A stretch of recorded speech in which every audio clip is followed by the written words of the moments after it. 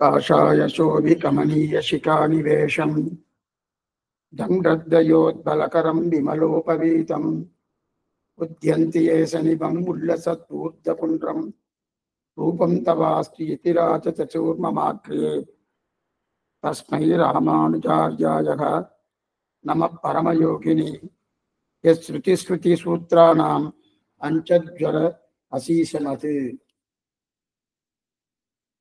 சுவாமி எம்பெருமானார்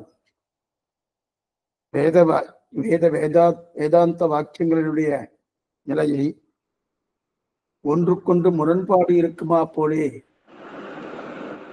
அதில் சொல்லப்பட்ட கருத்துக்கள் ஒவ்வொன்றும் சரிவர சேராதாற் போலே அப்படின்னு நேரிழந்த வாரியாக பார்த்தால் தோற்றமளிக்கும். ஆனால் அது உண்மை கிடையாது. அதற்குள்ளே எந்த விதமான விரோதமும் கிடையாது. ஒன்றுக்கொன்று விரோதம் கிடையாது, முரண்பாடும் கிடையாது. அந்த முரண்பாடு இல்லை. வேதாந்தத்துக்குள்ளே எந்த விதமான சலனமும் இல்லை என்பது காட்டுவதற்காகத்தான் விசிஷ்டாத்வைத ஸ்ரீவைஷ்ணவ சித்தாந்தத்தை நிலைநாட்டுவதற்காகவே பகவத் ராமானுடைய அவதாரம். ஆச்சரியமான அவதாரம். அவர் சந்நியாச ஆசிரமத்தை ஏற்றுக்கொண்டு அது மட்டுமல்லாமல் யதி என்கிற ஒரு நிலையோடு சந்நியாசிகள் அத்தனை பேருக்கும் வழிகாட்டியாகவும் தலைவராகவும் யதிராஜர் என்று சொல்லக்கூடிய நிலையிலே அவர் அது பண்ணி கொண்டிருந்தார். அதிலே யதீந்தருடைய மதம் யாது, அந்த யதீந்தரர் எதை சொல்ல வந்தார், அந்த மதத்தை பற்றி நன்றாக தெரிவிக்க வேண்டும் என்பதற்காக தான் யதீந்திர மத தீபிகா என்கிற கிரந்தத்தை சுவாமி தபயாச்சாரிய சுவாமியுடைய சச்சிஷ்யராக இருக்கக்கூடிய சீனிவாசாச்சாரிய சுவாமி அனுகிரகித்தார். இப்படியே யதீந்திரருடைய மதம் யாதுன்னு சொன்னேனோன்னு அது சொல்லும்போதே ஓ யதீந்திரருக்குன்னு தனியா ஒரு மதம் இருக்கான்னு தோணும். அது அர்த்தம் அல்ல. சாஸ்திரம் என்ன சொன்னித்தோ அந்த சாஸ்திரம் சொன்ன விஷயத்தை தான் யதீந்திரர் தெரிவிக்கிறார். அதைத்தான் தெரிவிக்கிறார். ஆக இது வைதிக மதம். இந்த மதத்தை நன்னாக பிரச்சாரம் பண்ணி ஸ்தாபித்தவர் சுவாமி ராமானுஜர். அதனால்தான் சுவாமி விஷதவாட்சிகாமணியாக இருக்கக்கூடிய மணவாள மாமணிகள் தன்னுடைய உபதேச ரத்தின மாலையிலே ஒரு பாசனம் அனுகிரகிக்கிறார். எம்பெருமானார் தரிசனம் என்னே இதற்கு நம்பெருமாள் பெயரிட்டு நாட்டி வைத்தார். அப்புவியோர் இந்த தரிசனத்தை எம்பெருமானார் வளர்த்த அந்த செயலறிக்கைக்கா அப்படின்னு தெரிவிக்கிறார். நம்பெருமாள் இந்த தரிசனத்தை இனிமேல் எம்பெருமானார் தரிசனமாக இருக்கட்டும் என்று பெயர் வைத்து ஸ்தாபித்தார் தெரிவிக்கிறார். அப்ப எம்பெருமானார் என்கிற திருநாமத்தையே திருக்கோஷ்டியூர் நம்பிகள் தான் சமர்ப்பித்தார். அவருக்கு சமஸ்லோகாத்தத்தை கொடுத்த உடனே அதற்குண்டான ஒரு பெயரை கொடுத்தார். ஏன்னா இப்படிப்பட்ட எம்பெருமானார் அந்த எம்பெருமானார் சம்பிரதாயமே இருக்கட்டும் என்று நம்பெருமாள் பெயரிட்டு நாட்டி வைத்தார். அப்படி என்றால் அவர் புதியதாக வளர்க்கப்பட்ட சம்பிரதாயம் அல்ல இது. இந்த சம்பிரதாயம் என்பது எப்போதும் சாஸ்திர சம்மதம். டங்கர் என்ன, திரமிடன் என்ன, பாருசி என்ன, வேதவியாசர் என்ன, பராசர மகரிஷி என்ன, இவர்கள் அத்தனை பேரும் இன்று வளர்க்கப்பட்ட சம்பிரதாயம். அந்த சம்பிரதாயத்தை சுவாமி எம்பெருமானார் பிரகாசப்படுத்தினார். அவ்வளவே. இவர் கண்டுபிடித்தார் என்பது கிடையாது. மதத்தை நன்றாக பரப்பினார். ஆனால் இந்த அளவுக்கு நம்ம என்ன பண்ணலாம், இவர் நல்லா பண்ணிருக்கணும். அவருக்கு நாம் நன்றி கடன் பட்டவர்களாக அவருடைய அனுகிரகத்தாலே அவருடைய ஸ்ரீபாதத்தினுடைய நிலையாலே என்ன பார்க்கணும், நம்ம அவர் அனுகிரகித்த அந்த மதத்தை நன்னா புரிஞ்சுக்கணும். புரிஞ்சுட்டு என்ன பண்ணணும், புரிஞ்சுட்டா நமக்கு உஜ்ஜீவனம் கிடைக்கிறது. அதுதான் முக்கியம். அந்த புரியக்கூடிய தன்மையை தான் சுவாமி யதீந்திரமத தீபிகா என்கிற நிலையிலேயே இதை பண்ணினார். இருந்தாலும் சரி சுவாமி, இந்த கிரந்தங்களை அவசியம் வாசிக்கணுமா? வாசிக்கணுமான்னா நிச்சயம் வாசிக்கணும். ஒரு தடவை சுவாமியுடைய 6 வார்த்தையிலே ஒரு தடவையாவது ஸ்ரீபாஷ்யத்தை வாசிக்கணும்னு தெரிவிக்கிறார். 6 வார்த்தை கடைசியே அந்திம காலத்திலே 6 வார்த்தை தெரிவிக்கிறார். அதுல ஒரு தடவையாவது ஸ்ரீபாஷ்யத்தை வாசிக்கணும், பகவத் விஷயத்தையும் பல தடவை நன்னா தெரிஞ்சுக்கணும்னு தெரிவிக்கிறார். ரகசிய கிரந்த காலக்ஷேபத்தை நன்னா தெரிஞ்சுக்கணும்னு தெரிவிக்கிறார். அது மட்டுமல்ல, திவ்ய தேசங்களை போய் கைங்கரியம் பண்ணணும் அப்படின்னு தெரிவிக்கிறார். திருநாராயணபுரத்திலே குடில் கட்டி வாழலாம் அல்லது கொஞ்ச நாட்களா அங்கிருந்து கைங்கரியம் பண்ணணும் வேற சொல்கிறார். இதெல்லாத்தையும் காட்டிலும் முக்கியமா பரம ஸ்ரீ வைஷ்ணவனுடைய நிழலில் ஒதுங்கி அவனுக்கு ஏதாவது கைங்கரியம் பண்ணணும்னு தெரிவிக்கிறார் இல்லையா? இந்த 6ஐத்தான் ராமானுஜர் ரொம்ப ஆசைப்பட்டார். நாம் கொஞ்சமாவது செய்யணும். எல்லாமே நம்ம எதுவுமே செய்யாம பேசாம இருந்தா போறாது. ஏன்னா ராமானுஜ மதம், ராமானுஜர் அடியொற்றி பின்பற்றி இருக்கிறவர்கள் என்று சொன்னா போறாது. ஓரளவுக்கு அனுஷ்டானம் பண்ணணுமானோ, அந்த அனுஷ்டானத்துக்காகவாது அவருடைய மதம் என்ன, அவருடைய சித்தாந்தம் என்ன, அப்படியே மறுபடியும் சொல்லிட்டு இருக்கேன், அவருடைய மதம் என்னன்னா புதியதாக கண்டுபிடித்த மதம் அல்ல. இந்த மதமானது சாஸ்திர சம்மதம், வைதிக மதம், வேதவியாசரால் கொடுக்கப்பட்டது, அவராலும் கண்டுபிடிக்கப்படவில்லை. இது பகவான் கொண்டு வந்து கொடுத்தார். அதை வேதவியாசர் என்னன்னா அதை பிரித்து கொடுத்தார். பிரித்து கொடுத்ததை இன்னும் விபுலமாக பிரகாசப்படுத்தினார் சுவாமி அப்படின்னு தெரிவிக்கிறார். இப்ப நம்ம கடந்த காலக்ஷேபத்துல பார்த்தது என்ன நல்லா பார்த்தோம். என்ன பார்த்தோம்? நம்ம எல்லா வஸ்துக்களையும் பிரமாணம் பிரமேயம் என்று 2ஆ பிரிப்பான்னு பார்த்தோம். பிரமாணம் பிரமேயம் என்று 2ஆ பிரிக்கிறார். அதுல பிரமாணம் 3 வகைன்னு பார்த்தோம். பிரத்யக்ஷ பிரமாணம், அனுமான பிரமாணம், சப்த பிரமாணம் என்று 3 வகை. அதே பிரமேயத்துல பிரிக்கும் போது திரவியம் என்ன அத்ரவியம் என்ன 2ஆக பிரித்தோம். திரவியத்தை மேற்கொண்டு ஜடம் என்றும் அஜடம் என்றும் நன்னா பிரித்தோம். மொத்தம் 6 திரவியங்கள் பார்த்தோமோனோ. அந்த 6 திரவியங்கள் என்னென்ன பார்த்தோம்? பிரகிருதி, காலம், சுத்த சத்துவம், தர்மபூத ஞானம், ஜீவன், ஈஸ்வரன் என்று சொல்லக்கூடிய 6 திரவியங்கள். இந்த 6ல முதல் 2 எது? பிரகிருதியும் காலமும். முதல் 2 பிரகிருதியும் காலமும். அப்ப இது 2மே ஜடப்பொருள்கள். இந்த ஜடப்பொருள்களுக்கு பிரகிருதியை பார்க்க ஆரம்பித்தோம். இதான் நம்ம பிரகிருதி என்ன? பிரகிருதி என்னென்ன? பொங்கைம்பொருளும் பொரியைந்தும் கரிமேந்திரிய ஐம்பூதம் இங்கு உயிரோய் பிரகிருதி மானாங்கார மனங்களை என்று சொல்லக்கூடிய பிரகிருதி தத்துவங்கள் 24 தத்துவங்கள். அதுல முதல் தத்துவம் மூல பிரகிருதி. அந்த மூல பிரகிருதி என்னது? ஜடப்பொருள். ஜடப்பொருளா இருக்கிற பிரகிருதியை பார்க்க ஆரம்பிச்சோம். அதுல 10 அவதாரங்கள் எடுத்திருக்காரு. அப்படி எல்லாம் சுருக்கமா சொல்லிட்டு இருக்கேன். 10 அவதாரங்கள். அந்த 10 அவதாரங்களே சரி சுவாமி 10 அவதாரங்கள் இந்த சுவாமி யாரு? சீனிவாச சுவாமி எடுத்திருக்காருனோ. ஆனா யதீந்திர மத தீபிகான்னு எழுதியிருக்காரு. சுவாமி ராமானுஜர் அவதாரம் பண்ணதுக்கும் இவருக்கு விதா சம்பந்தம் உண்டானா கிட்டத்தட்ட 500 வருஷங்கள் கழிச்சுதான் சீனிவாச சுவாமியுடைய அவதாரம். அதாவது சுவாமி ராமானுஜருடைய அவதாரம் 1017. அவருடைய அவதாரம் சித்திர மாசம் ஆருத்ரா நட்சத்திரம் என்று சொல்லக்கூடிய திருவாதிரை நட்சத்திரம். அது அவருடைய திருநாட்டை அலங்கரித்தது 1137வது வருஷம் திருநாட்டை அலங்கரித்தார். ஆனால் தொட்டையார் சுவாமி சோழசிம்மபுரத்திலே நல்ல பாருங்கள் எழுந்தொலி இருந்தது 1530. அவருக்கு சில காலம் கழிச்சுதான் இந்த யதீந்திர மத தீபிகாவுடைய பிரபத்தகாச்சாரியர் சீனிவாசாச்சாரிய சுவாமியே அவதாரம் பண்ணார். அப்ப கிட்டத்தட்ட 1600வது வருஷம்தான் இவர் அவதாரம் பண்ணியிருப்பான்னு தோன்றது. இருந்தாலும் அந்த தொட்டையார் சுவாமியுடைய அனுக்கிரகம் பரிபூர்ணமாக பெற்றவர் சீனிவாச சுவாமி.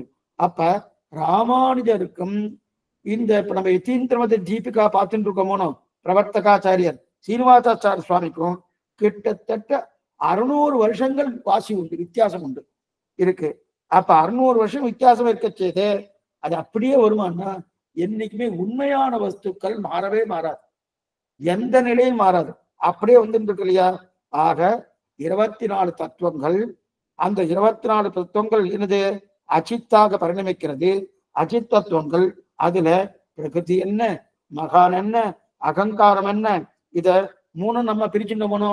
சாத்விக அகங்காரத்திலிருந்து சிலது வந்தது, அதே போல தாமச அகங்காரத்திலிருந்து சிலது வந்தது. ராஜச அகங்காரங்கள் என்ன பண்ணித்து? சாத்விக அகங்காரத்துக்கு உதவி பண்ணித்து. அதே போல தாமச அகங்காரத்துக்கு உதவி பண்ணிட்டு இதுல இருந்து என்னென்ன வந்திருக்கு? சாத்விக அகங்காரத்துல இருந்து பஞ்சபூதங்கள், பஞ்ச தன்மாத்திரை, பஞ்ச கர்மேந்திரியங்கள், பஞ்ச ஞானேந்திரியங்கள் வந்துட்டு. சாத்விக அகங்காரத்திலிருந்து பஞ்ச கர்மேந்திரியங்கள், பஞ்ச ஞானேந்திரியங்கள் வந்துட்டு.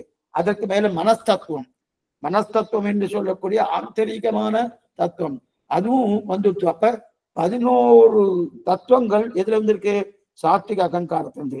அதே ராஜச அகங்காரம் என்ன பண்ணும்னா, இந்த சாத்விக அகங்காரம் 11 தத்துவங்களை உருவாக்குவதற்குண்டான ஒரு உதவியெல்லாம் பண்ணும் ராஜச அகங்காரம். அடுத்து தாமச அகங்காரம் என்றது பஞ்சபூதங்கள் என்ன, பஞ்ச தன்மாத்திரை என்ன, இதை தாமச அகங்காரம் தான் பண்ணிட்டு. அப்ப அதுல சேர்ந்து வந்துட்டோம். அதுக்கும் இந்த ராஜச அகங்காரம் நன்னா உதவி பண்றது. ஆக மொத்தம் பஞ்சபூதங்கள், பஞ்ச தன்மாத்திரைகள், பஞ்ச கர்மேந்திரியங்கள், பஞ்ச ஞானேந்திரியங்கள், மனஸ்தத்துவம் மொத்தம் 21 ஆயிடுச்சு. 21க்கு மேல பிரகிருதி என்ன, மகான் என்ன, அகங்காரம் என்ன, இந்த 3ஐயும் பார்த்தாச்சுன்னா அந்த 3க்குள்ள மொத்தம் 21 கூட்டல் 3 24 தத்துவங்கள். இந்த 24 தத்துவங்களை தான் நம்ம கலந்த காலட்சேபத்துல பார்த்தோம். அதற்கு மேலே ஞானேந்திரங்கள் 5. அந்த ஞானேந்திரங்கள் எது? கண் என்ன, காது என்ன, மூக்கு என்ன, நாக்கு என்ன, தோல் என்ன, இதெல்லாம் ஞானேந்திரங்கள் சொல்லப்படுகிறது. அடுத்து கர்மேந்திரங்கள் 5. இது வாக்கு, பாணி, பாத, உபஸ்தம் என்று சொல்லப்படுகிறது. இதெல்லாம் பார்த்தோம். இதற்கு மேற்கொண்டு இதுல ஞானேந்திரங்கள் சப்தஸ்பரிச ரூப ரச தந்தர்கள் யார்? அதைத்தான் நம்ம கடைசியா பார்த்தோம். சப்த ஸ்பரிச ரூப ரச கந்தம் இருக்கு இல்லையா? இதெல்லாம் என்னது? இதெல்லாம் ஒவ்வொன்றும் காது நன்னா இருந்தாலும் சில பேர் காது கேட்கலையனோ. காது கேட்கறது காது இருந்தா மட்டும் போராது. காதுக்குள்ளே இருக்கக்கூடிய இந்திரியம் இருக்கு இல்லையா? அந்த இந்திரியத்துக்கு சூஷ்மமான இந்திரியம். அப்ப அந்த சூஷ்மமான இருந்திருந்தா தான் கிரகிக்க முடியும். அந்த கிரகிக்கக்கூடிய தன்மை இது. அது என்ன பண்ணுவது? சப்தத்தை ரசிக்கும். அதே போல ரூபத்தை இருக்கக்கூடிய இந்திரியம் கண்ணு, சப்தத்தை இருக்கக்கூடியது காது. அதே போல கிரானம் என்று சொல்லக்கூடிய வாசனை, வாசனையை கிரகிக்கக்கூடியது மூக்கு. அதற்கு மேல ரசத்தை ரசிக்கக்கூடியது நாக்கு. இதெல்லாம் ஒவ்வொன்றும் கடந்த காலத்துல பார்த்தோம். கடைசியில அந்த நாக்கு நுனி நாக்குல தான் ரசத்தை நினைக்குன்னு சொன்னாங்க. அதற்கு மேல தொடு உணர்ச்சி, தொடு உணர்ச்சி, தொடு உணர்ச்சியை கிரகிக்கக்கூடியது தோல். அதைத்தான் நம்ம பார்க்கலாம். இந்த 4ம் பார்த்தோம். எதை பார்த்திருக்கோம்? கண்ணு, அதுக்கப்புறம் காது, மூக்கு, நாக்கு. கண் என்னது? கண் என்னது? சப்தஸ்பரிச ரூபரச கந்தம் இருக்கணும். சப்தத்தை கேட்பது காது. அதே மாதிரி தொடு உணர்ச்சி என்பது தோல், அதான் ஸ்பரிசம் என்று சொல்லப்படுறது. அந்த ரூபம் என்றது அதைத்தான் என்ன பண்ணுது? கண் பார்க்கறது, ரூபத்தை கண் பார்க்கறது. அதுக்கப்புறம் ரூப ரசம், ரசம் என்பது அதைத்தான் என்ன பண்றது? அது நுனிநாக்க வைத்துக் கொண்டு பார்ப்பது. அது கந்தம் என்பது அதைத்தான் தொடு உணர்ச்சின்னு தெரிகிறார். அந்த தொடு உணர்ச்சியிலே வரச்சே ஒருத்தர் ஆட்சேபிக்கிறார். என்னன்னு ஆட்சேபிக்கிறார்னா கொஞ்சம் நல்லா கேட்டுக்கோ. என்ன ஆட்சேபிக்கிறான்னா, சரி சுவாமி இதெல்லாம் இருக்கு, நன்னாத்தான் சொல்லிட்டு இருக்கேன். எல்லாருக்கும் ஆந்தரிகமான இந்திரியம் இருக்கு, அது சூஷ்மமான இந்திரியங்கள், அதனால தெரியுதுன்னு சொல்லிட்டு இருக்கணும். சரி, இப்ப தொடு உணர்ச்சி கிரகிக்கக்கூடிய தோல் தானே எல்லாருக்கும் சரீரத்துல தோல் இருக்கணும். ஆமா, அப்ப உடம்பு முழுவதும் தொடு உணர்ச்சி இருக்கணும். இப்ப இங்க தொட்டாலும் தெரியுது, இங்க தொட்டாலும் தெரியுது, கழுத்துல தொட்டாலும் தெரியுது, கணத்துல தொட்டாலும் தெரியுது, மார்புல தொட்டாலும் தெரியுது, எங்க தொட்டாலும் தெரியணும். அப்ப எங்க தொட்டாலும் தெரிய வச்சுட்டு, ஆனா இந்த இடத்துல என்ன தெரியுமா வருது? அந்த இவன் பூர்வ வச்சு ஆட்சேபிக்கிறான். உடம்பு முழுதும் ஸ்பர்சம் என்று ஆட்சேபிக்க, கேசம் இருக்கே சுவாமி, முடி, முடியை தொட்டா உணர்வு இல்லையே. அதே போல நகம் இருக்கணும், நகத்தை தொட்டாலும் அவருக்கு உணர்வு இல்லை. அது ஒரு பல்லு இருக்கணும், பல்ல தொட்டாலும், பல்ல தொட்டா பல்ல லேசா தொடணும், அப்படியே அடிக்கிற மாதிரி இல்லை. பல்ல தொட்டாலும் அவங்க உணர்வு தெரியலையே. இது எதனால சுவாமின்னு கேட்டார். தொடு உணர்ச்சி சொல்லியிருக்கணும்.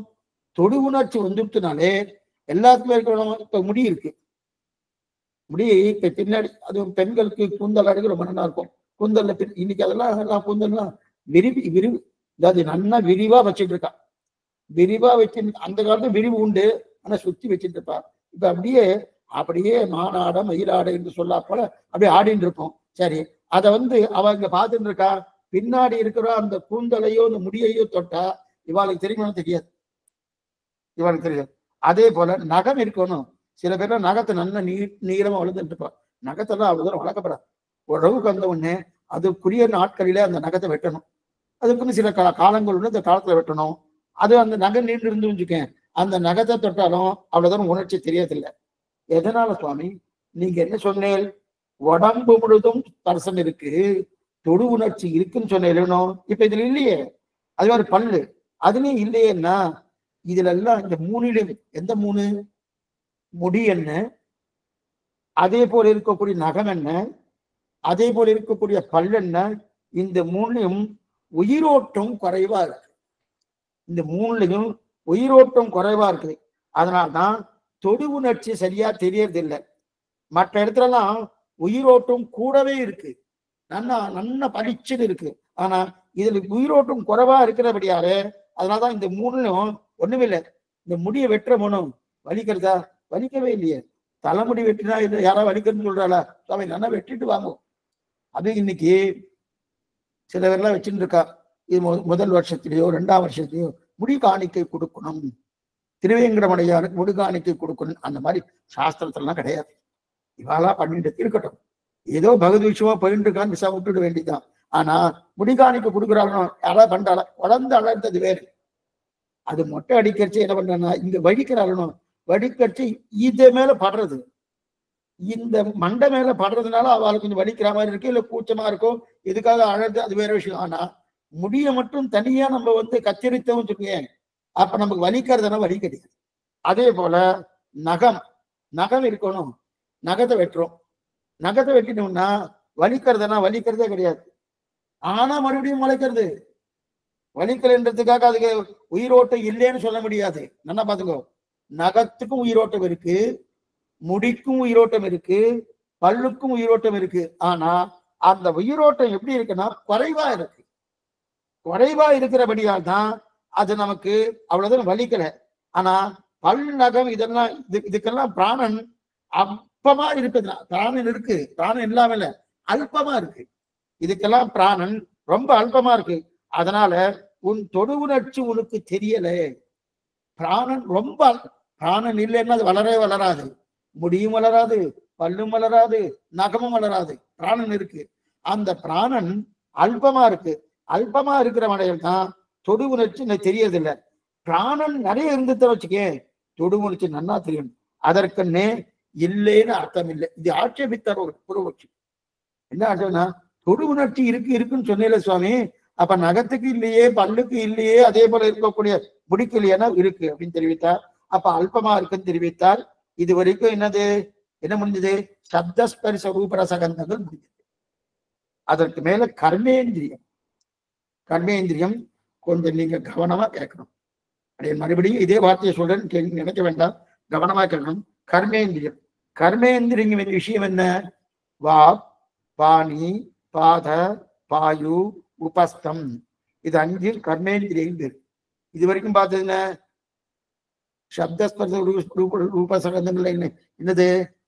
பஞ்ச கர்மேந்திரியங்கள், பஞ்ச ஞானேந்திரியங்கள், பஞ்ச பூதங்கள், பஞ்ச தன்மாத்திரைகள் பார்த்தோமோ, அந்த பஞ்ச தன்மாத்திரை விஷயம் தான் இப்ப பார்த்துருக்கோம். சப்த, ஸ்பரிச, ரூப, ரச, கந்தங்கள் அப்படி பார்த்துட்டோம். இப்ப கர்மேந்திரங்கள் என்ன? 5 கர்மேந்திரங்கள். அது என்ன இருக்கு? வாக், பாணி, பாத, பாயு, உபஸ்தம். வாக்குன்னா என்ன சுவாமி? பேச்சு. வாக்குன்னு நல்லா பேசணுமானோ, அந்த பேச்சு தான் வாக்குன்னு பேரு. பாணின்னா என்ன? எடுப்பதற்குண்டான கை இருக்கணும், அதுக்கு பாணின்னு பேரு. எல்லாமே சம்ஸ்கிருத பாஷையில இருக்கு, அப்படி தமிழே சொல்லிடுறேன். வாக், பாணி, பாத, பாலி, உபஸ்தம் அப்படின்னு சொல்லுவாங்க. சப்த, ஸ்பரிச, ரூபரசகந்தம் சொல்றா போலே வாக், பாணி, பாத, பாயு, உபஸ்தம் சொல்லுவாங்க. இப்ப வாக்குன்றது பேச்சு, பாணி என்பது எடுப்பதற்குண்டான கை, பாத, பாதன தெரியுமே, திருப்பாதம் என் கண்ணினுள் ஒக்கிட்டது, நடப்பதற்குண்டான கால், அதான் பாத. அதுக்கப்புறம் பாயு. பாயுன்னா என்ன சுவாமி? மலம் கழிப்பதற்குண்டான துவாரம்.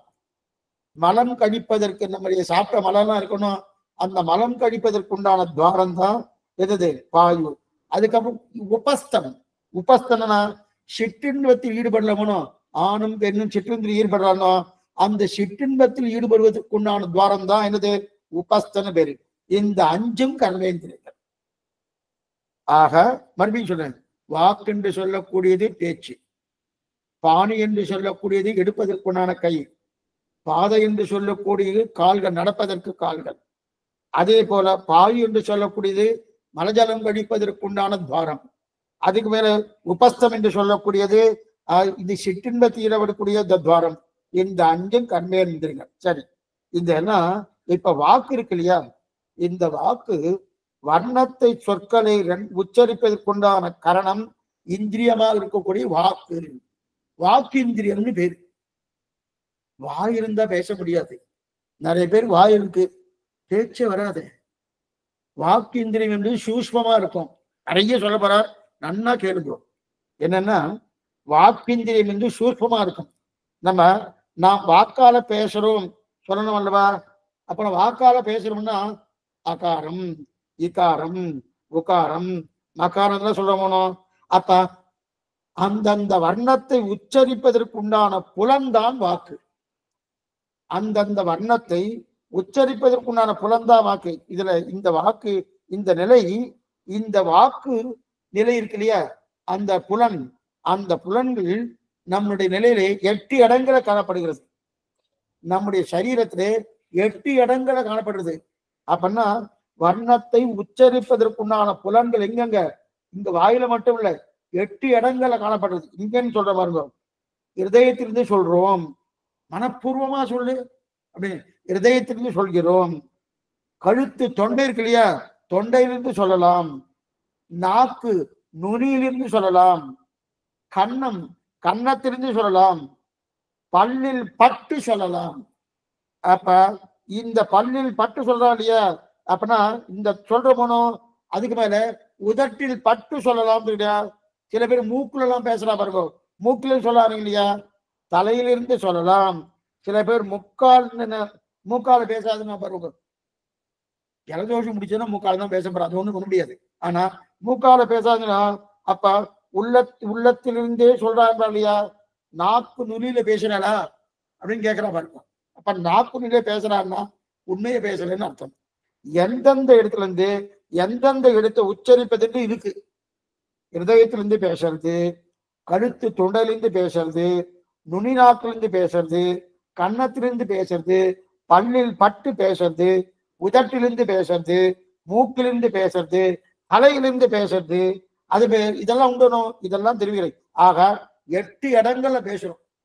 ஆனா 8 இடங்கள்ல பேசுறதுன்னா பேசுவதற்குண்டான கருவி வாய்தான், அந்த நிலைதான். ஆனா அங்கிருந்து அது வர்றது, அங்கிருந்து வருதுன்னு அதுதானே. அப்ப நாக்கு நுனியில பேசாதுன்னு சில பேர் சொல்றா பாருங்க. எந்தெந்த இடத்துல இருந்து எந்தெந்த எழுத்து உச்சரிப்பு, சிலதெல்லாம் இங்க அடிவயத்திலிருந்து வரணும்வா. சில ஸ்வரங்கள் எல்லாம் இருக்கு இல்லையா, சப்த ஸ்வரங்கள், அந்த சப்த ஸ்வரங்கள்லாம் அடிவயத்திலிருந்து வரணும்னு சொல்லிக்கிறா இல்லையா. அது எங்கெங்க வரணும் உச்சரிப்புதான் இருக்கு. அப்ப தொண்டையால் என்ன பேசணுமோ அது மூக்கால பேசக்கூடாது, தொண்டை இருக்கணும். அந்த தொண்டையால் என்ன பேசணுமோ அது மூக்கால பேசணும், மூக்கால பேசக்கூடாது. சில பேர் ஜலதோஷம் பிடிச்சிட்டு வச்சுக்க மூக்கால பேசுவாங்க, அப்ப ஒண்ணும் பண்ண முடியாது. அப்ப ஒண்ணுமே பண்ண முடியாது. இது எங்க இருக்குன்னா, ஏன்னா இந்த வாக்குன்றது தனி தனி இந்திரியம், அது சூஷ்மமான இந்திரியம். இந்த வாய் மட்டும் இருந்தா பேச முடியாது, அந்த வாக்குக்குள்ள சூஷ்மமான இந்திரியம் இருந்தா தான் பேச முடியும். அந்த இந்திரியம் இதை பத்தி ஹனுமான கொண்டாடுறார் ராமன். வாக்மி ஸ்ரீமான்ற, வாக்மி ஸ்ரீமான் யாருக்கு? ஹனுமானுக்கு பேர் கொடுத்திருக்காரு வாக்மி ஸ்ரீமான். எதுக்கு சொல்ல வந்தேன்னா, லக்ஷ்மணா ஜாகிரதையா பேசு. அப்பதான் முதல்ல ஹனுமான சந்திக்கிறார்கள் ரிஷ்யமூக பருவத்துல. சந்திக்கும் போது அப்ப ஹனுமான் முதல்ல முதல்ல கபட சன்னியாசி வேஷத்தை போட்டு வந்தார். அதுக்கப்புறம் தன்னுடைய ரூபம் கலைஞ்சிட்டு நேரடியா ராமனை பார்த்தவன தன் ரூபத்தை கலைச்சி நல்லா பேசாது. பேசும்போது ராமன் பூர்த்தியா கவனிக்கிறார். கவனிக்கச்சே லக்ஷ்மணன் சொல்றான், லக்ஷ்மணா ஜாகிரதையா பேசு. அனுமானத்துல ஆரம்பத்துல எந்த நிலையில பேசியிருந்தானோ கடைசி வரைக்கும் அப்படியே பேசலாம். இதுதான் முக்கியம். காலக்ஷேப அதிகாரிக்கு இது ரொம்ப முக்கியம். அடியன்ட்டு அது இல்லை. ஆரம்பிக்கச்சே ஸ்லோவா இருக்கும், அப்புறம் போக போக போக போக கொஞ்சம் ஃபாஸ்ட் ஆகும், அப்புறம் கொஞ்சம் குறையும், அப்புறம் ஒரு மாதிரி ஆகும். இதெல்லாம் அடியன்ட்டே இருக்கு. ஆனா சில அதிகாரிகள்லாம் இருக்கா, சரியா பேசுவாங்க. எப்படி ஆரம்பிக்கிறாளோ அதே நிலையில 2 மணி நேரம் 3 மணி நேரம் காலட்சேபம்னா கூட அதே நிலையில பேசக்கூடியவா இருக்கா. ஒண்ணுமில்ல, சில சேவா காலம் இருக்கணும், எந்த ஸ்ருதியில எடுக்கிறாளோ, எந்த ராகத்துல எடுக்கிறாளோ, எந்த சப்தத்துல தொடங்குறாளோ, அவாவத்து வீடு பெற்ற குருபூச்சடவன் அப்படின்னு சொல்லி முடிக்கிற வரைக்கும் அப்படியே இருக்கும். சில சுவாமிகளுக்கு அந்த சாமர்த்தியம் உண்டு. எதுக்கு சொல்ல வந்தேன்னா, ஹனுமான் இப்ப அப்படி பேசிட்டு இருக்கான். அவ்வளவு அழகா பேசுறான். அந்த பேச்சு சாமர்த்திற்கு நெஞ்சிலிருந்து எந்த வார்த்தை வரணுமோ அந்த வார்த்தை வந்துட்டு இருக்கு. அதே போல தொண்டையிலிருந்து எந்த வார்த்தை வரணுமோ அந்த வார்த்தை வந்துட்டு இருக்கு. தலையிலிருந்து எந்த வார்த்தை வரணுமோ அந்த வார்த்தை வந்துட்டு இருக்கு. அப்ப ஒவ்வொரு இடத்துல இருந்து எந்தெந்த வார்த்தைகள் வரணுமோ அந்தந்த வார்த்தை வந்துட்டு இருக்கு. லக்ஷ்மணா, நீ ஜாகிரதையா பேசு. எடுத்து மாறாம பேசுறான் ஹனுமன். எடுத்து மாறாமடா, இப்படி ஒருத்தர் பேசி நான் பார்த்ததே கிடையாது. ராமன் கொண்டாடுற ஹனுமானன் நான் பார்த்ததே கிடையாது. ஏன்னா அத்தனை வியாக்கரணமும் அத்தனை நியாயசாஸ்திரமும் மொத்தமும் படிச்சிருக்கா போல் இருக்குவே இந்த ஹனுமான். அதனால இப்படி பேசுறான் அப்படின்னா ஒரு சொற்குற்றமோ பொருட்குற்றமோ ஒண்ணும் இல்லாம சப்தமே குறையாம ஒரே நிலையோட பேசிட்டு இருக்காரோ. பேச்சு சுத்தம் வேணும். பேச்சு சுத்தம்னா பொய் பேசாமை மட்டுமல்ல, பேசில தடுமாறவே கூடாது. என்ன பேச ஆரம்பிச்சோமோ, ஏன்னா நம்ம சில பேர் இப்படி பேசுவா, நமக்கு விஷய ஞானம் இருந்துச்சுன்னா பேச்சு தட்டாது. விஷய ஞானம் இல்லைன்னா அப்படியா, அவர் வந்தாரா, இது பண்ணினாரா, இது போனாரா அப்படின்னு ஒரு மாதிரி எடுக்கிற மாதிரி இருக்கும். அப்ப ஏதோ விஷய ஞானம் கொஞ்சம் குறைவா இருக்குன்னு அர்த்தம். விஷய ஞானம் இருந்துச்சுனாலே பேச்சு சாமர்த்தியம் நன்னா இருக்கும். அது மட்டும் இல்ல, அந்த மாதிரி ஹனுமான் பேசிட்டு இருக்கான். அது மட்டும் இல்ல, இவன் பெரிய பண்டிதனா இருப்பானோ அப்படின்னு சொல்லி வாக்மீசியமான அனுமானம் கொண்டாரு இல்லையா. அப்ப சரி சுவாமி, இவ்வளவு தூரம் கொண்டாடின்னு இருக்கலே, மிருகங்களுக்கெல்லாம் இந்த பேச்சு சாமர்த்தியம் காணப்படலையே. ஆட்சேபம். இப்ப வாக்கிந்திரியம் இருக்கு இல்லையா, அந்த வாக்கிந்திரியம் அப்ப மிருகங்களுக்கு இருக்கு. இப்ப மிருகம் பேசுறது, இப்ப புழு பூச்சின்னா நமக்கு பேசுற சப்தம் நமக்கு கேட்கல, அதனால தெரியலன்னு சொல்லிடலாம். ஆனா மிருகங்கள், சிம்மம் கர்ஜிக்கிறது, அதே போல குதிரை கணக்கிறது, அதே போல மாடு மானு கூப்பிடுறது, இதெல்லாம் தெரியுதுனோ. அப்ப மிருகத்துக்கு வாக்கிந்திரியம் இருக்கா இல்லையா? வாக்கிந்திரியம் இல்லைன்னா அது என்னமா சப்தம் போடும். வாக்கிந்திரியம் இருக்குன்னு, அப்ப வாக்கிந்திரியம் இருக்குன்னு தெரிஞ்சா அப்ப நம்மளை போல பேசணும் போனோம். என்ன பண்ணிக்கோ, இதெல்லாம் ரொம்ப முக்கியமானது. வாக்கிந்திரியம் இருக்கா இல்லையா? ஆனா சத்தம் என்ன போடுறது, கர்ஜிக்க தெரிகிறது, ஆனா பேச தெரியுது. நமக்கு இருக்கும் அப்படிதான் பண்றதுன்னு. எதனால சுவாமின்னா, ஒண்ணுமில்லை, நமக்கு இருக்கும் கர்மத்தால் மனுஷ பிறவி எடுத்திருக்கோம். அதற்கும் கர்மத்தால் மிருக பிறவி எடுத்திருக்கு, ஆனா பேச வரல. அவரவர்களுடைய கர்மா அனுஷ்டானத்துக்கு தகுந்தவதான் எந்த பிறவின்னு முடிவாகுது. பகவான் தான் முடிவு பண்றார். ஆனா என்னுடைய கர்மத்துக்கு அனுகூலமாக தான் அந்த முடிவு. அவரா என்ன மிருகமாக தள்ளணும், பக்ஷியா தள்ளணும், என்ன மனுஷனா தரணும், என்ன பாம்பா தரணும், கோழியா தரணும் என்கிற முடிவு அவர் எடுக்கிறது கிடையாது. என்னுடைய கர்மத்துக்கு அனுகூலமாக அவர் முடிவு எடுத்து அது பண்றார். சரி, அப்ப அந்த கர்மத்தால அது மிருகப்பிறவி எடுத்திருக்கு, கர்மத்தாலே நான் மனுஷ பிறவி எடுத்திருக்கேன். ஆனா இந்திரியம் இருக்கு. மிருகப்பிறவிக்கும் இந்திரியம் இருக்கு, மனுஷ பிறவிக்கும் இந்திரியம் இருக்கு. ஆனா அந்த இந்திரியம் என்ன ஆயிடுச்சுமா, மிருகத்துக்கு இருக்கக்கூடிய இந்திரியம் கர்மவசத்துக்கு உட்பட்டு இருக்கு. அதுலயும் வாக்கிந்திரியம் இருக்கு. என்ன பார்த்துக்கோ, வாக்கிந்திரியம் இருக்கு, கர்மவசத்துக்கு உட்பட்டு இருக்கு. இந்திரியம் இருந்தாலும் அந்த இந்திரியத்தை எவ்வளவு பேச செய்ய விடணுமோ, வேலை செய்ய விடக்கூடாதோ என்பது இருக்கு. எக்ஸலண்டா எடுத்திருக்காரு. இப்ப இந்திரியங்கள் இருக்கணும். சில பேர் மனுஷனா பிறந்திருக்கா, பேச வரல, என்ன ஊமையா இருக்கான்ற. அப்ப வாக்கிந்திரியம் இருக்கா இல்லையா? இருக்கு. கர்மத்தால் என்ன ஆயிடுது, பேச முடியல. அதே போல அந்த கர்மத்துக்கு உட்பட்டு இருக்கிறபடியால், கர்மவசத்துக்கு உட்பட்டு இருக்கிறபடியால் மிருகங்கள் அவளால பேச முடியல. அப்ப இந்த இந்திரியத்தை வைத்துக் கொண்டு எவ்வளவு பேசணுமோ அந்த அளவுக்கு பேச விடணும். அந்த இந்திரியத்தை வைத்துக் கொண்டு எவ்வளவு பேசணுமோ அந்த அளவுக்கு பேச விடுது. நாமே என்ன பாருங்க, சிலதெல்லாம் வச்சுட்டு இருக்கணும். முந்தியெல்லாம், இப்பெல்லாம் எல்லாம் மொபைல் வந்துருக்கு. அந்த காலத்துலலாம் மொபைல் கிடையாது, எல்லாமே டெலிபோனா இருந்தது. டெலிபோனா இருக்க செய்தே, வெளி யாராவது உள்ளுக்குள்ள பந்துக்களோ இல்ல நண்பர்களோ வந்தா வச்சுக்கேன், அவ உடனே டெலிபோன் பேச ஆரம்பிச்சிருவா. உடனே நமக்கு பில் ஏறிட்டே இருக்கும். அதனால அந்த காலத்துல என்ன பண்ணிட்டு இருந்தா, அது மட்டும் இல்ல, வெளியூருக்கெல்லாம் போட்டு பேசிட்டு இருப்பா. வெளியூர்னா என்ன அர்த்தம்னா ஆந்திர தேசத்துக்கு பேசுறது அல்லது மகாராஷ்டிரம் பேசுறது, டெல்லிக்கு பேசுறது, அதெல்லாம் அந்த காலத்துல கொஞ்சம் அதிகமான காசு அதிகமா போயிடும். அதை தாண்டி விதேசத்துக்கு சிங்கப்பூர், மலேசியா அல்லது அமெரிக்கா இந்த மாதிரி பேச இன்னும் அதிகமா போயிடும். ஆனா அந்த வசதிகள் தான் அந்த டெலிபோனுக்குள்ள இருக்கும். அதனால அந்த முதலாளி என்ன பண்ண, அந்த எஜமான் என்ன பண்ணிருப்பாருன்னா அந்த வசதியெல்லாம் அவர் எடுத்துக்குவார். அதுக்குன்னு ஏதோ ஒரு கோட்பாடு இருக்கு, அதை வச்சுக்கிட்டு அதெல்லாம் எடுத்துருவார். யாரோ வந்தா வச்சுக்கோங்க, என்ன பண்ணுவாருன்னா அது அவர் டெலிவரி பண்ணிட்டேன்னா லோக்கல் தான் பண்ண முடியும். வெளியூருக்கோ வெளி தேசத்துக்கோ பண்ண முடியுமானா பண்ண முடியாது. அதே சும்மா பேச்சுக்காக சொன்ன அந்த மாதிரி நினைக்காது. அதே போல அங்க இந்திரியங்கள் இருக்கு, வாக்கிந்திரியம் இருக்கு. ஆனா இந்த கர்மத்தால என்ன பண்ணித்தனா பேச முடியாத சத்தம் மட்டும் போடலாம். மிருகங்கள் பேச முடியாது. எது போல இங்க நான் என்ன பண்ணினேன், இந்த எஜமான் என்ன பண்ணிருக்கார், வெளியூருக்கு கால் போகாத அளவுக்கு எத்தையோ பண்ணார் இல்லையா? அதே போல கர்மத்தாலே அவ சட்டம் போடலாம கணக்கலாம். குதிரையானால் கணக்கலாம், மாடானா கத்தலாம், நாயானா பறக்கலாம், சிங்கமானா கர்ஜிக்கலாம், இதெல்லாம் பண்ணலாம். பண்ணிட்டு இருக்க செய்து ஆனா பேச முடியுமானா பேச முடியாது. பேச முடியாது மிருகத்தில் இருக்கு. ஆனா கர்மம் இருக்கிறபடியாலே அது வேலை செய்யல. சரி சுவாமி, கர்மத்தை எடுத்தா பண்ணுமா? பண்ணும். அந்த கர்மத்தை எடுத்துட்டோம் வச்சுக்க, பண்ணுமானா பண்ணும். எடுத்து விட்டு வேலை செய்த இடம் இருக்கா?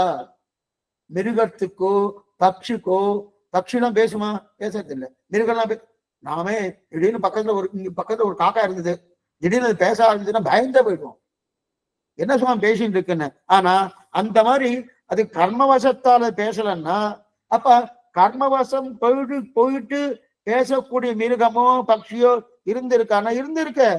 வேலை செய்யுது எங்க தெரியுதுன்னா, கஜேந்திர ஆழ்வார் பேசினாரு, அவர் யானை தானே.